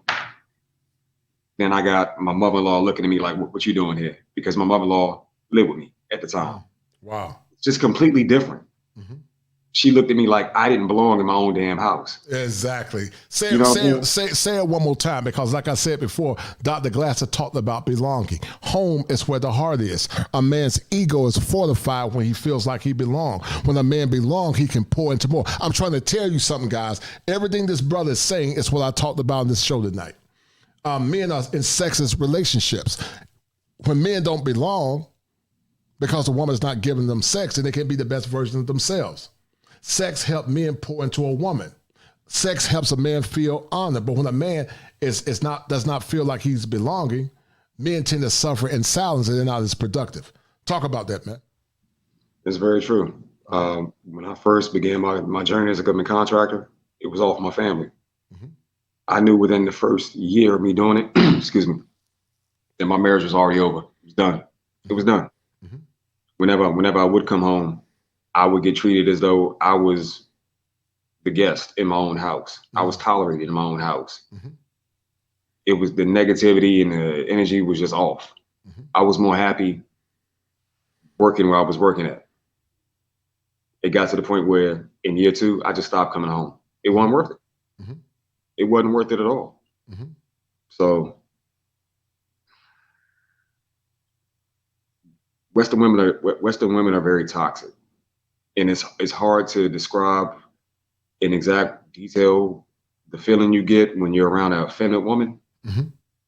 But it's a night and day kind of experience. Right.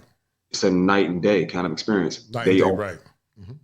Our women oftentimes get upset when they see us with foreign women. Mm-hmm. But I mean, come on. If you're not going to be what we need, if you're not going to be the El Guapo, if you're not going to be that feminine oscillator, then mm-hmm. shut up. Mm-hmm. Get out the way. Mm-hmm. Let us live our lives. Right. So I totally agree, man. Well, a movement is happening, man. A movement is happening. Men are beginning to live their lives on their own terms. I'm happy to see men like you happy. Brother Moses, Brother MC Recovery. I'm glad that I'm a conduit of change. Once again, the movie Frustrated 3 will be dropping soon. You guys can be able to get it off Venmo for $15.99. Shout out to Al Grease. We're going to look at it live at the red carpet up in New York this weekend. I'll be in New York in the Big Apple chopping up with the homies. And so once again, guys, I look forward to it. So it's been an honorable show, guys. And Brother Allen, I want to do a special show with you again, man. I love your energy and your insight. Are you currently dating right now, or are you in the process of getting a wife? No, I'm not dating. I'm in the process of getting a wife. So I put her through the different challenges because I had to make sure that it ain't no more. I'm 40 now, so it's no more making mistakes. Right. I had to test her. Where's your wife to be from? You don't mind saying? Actually, she's from here. Okay. But I put her through a very thorough vetting process. Okay, cool. Does she have any kids? Yeah, they're gone. They're all older. Oh, they're grown. Okay. All right. Well, I still think you can get better if you chose to, but that's up to you. I know. Yeah, I think you could, man. I know. But I know. I think if you travel abroad, man, you might change your mind, man. you might change your mind, bro, Alan, if you travel abroad. But if you found one here, more power to you, man. I'm happy for you, man. The women, and so this is what people don't understand. You're not against a woman with kids if the kids are grown. Your logic if they're still young and in the house. Facts, yes, sir. Okay, gotcha. Okay, cool. Purple Cloud 407 says the woman has been kidnapped by Uncle Sam. Never forget when the white woman told young black woman, "Don't you see where we've handed you the noose? You're going to hang your black man now." Yes, someone hanging the man, and it's sad, man. But anyway, guys, this has been a good show. I really appreciate you guys coming on. Guys, please share the stream, man. Share the stream. Alan, Neil Moses always holding me down. MC Recovery, thank you, brother. You always come through. You and Top Gun, a lot of the good brothers, man. This was a good show, man. He got a need that he needs to pour into, guys. I appreciate it, guys. We're going to sign off, guys. Y'all be well. Get you some rest. And, guys, we're about to sign off. So I'm going to drop you guys down. Neil Moses, Brother Allen. And, guys, we're about to sign off. This has been another good show, guys. I told you guys that there are 7 steps that a man must go through in order to become optimized in understanding female psychology and how it impacts the mental efficacy of a man. It's paramount to helping men become the better versions of themselves. So, guys, we're signing off. I'll see you guys next week. And before we sign off, guys, do me a favor, go feed the robot.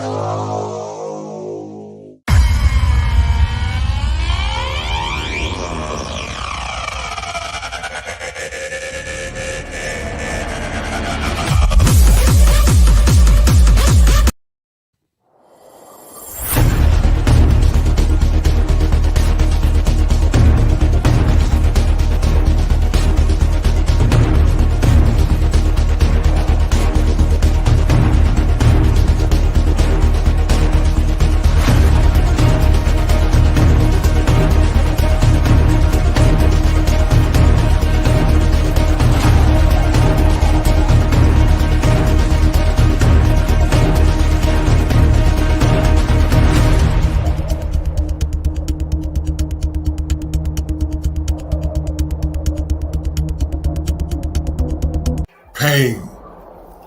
I've been there, locked up inside my head, broken from fear, illusions, disappointment, and hopelessness. Who heard me in my silence, where being a man means nothing? Despair. I've been there too, desperately seeking answers for the questions associated with manhood, hills and valleys, too bleak to compare.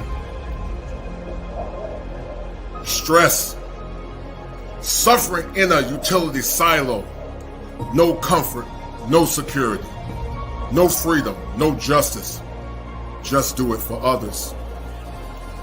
Challenges, who will help me break the challenges? Lost in the vortex of darkness, hopelessness, fear, and abandonment. I've been there too. I've been there too.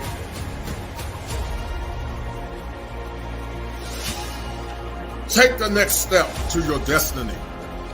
Join me in this fight. Walk forward. Deep breaths. Head held high, men.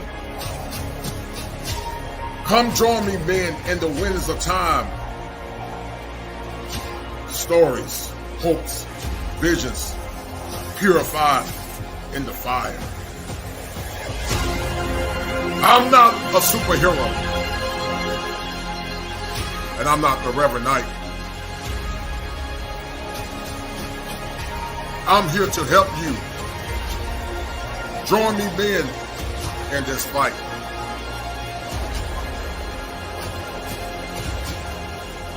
Break the chains of your mind.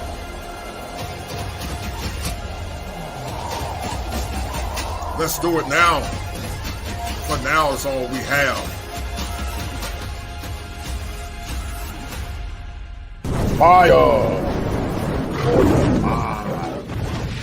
The kosher clinician.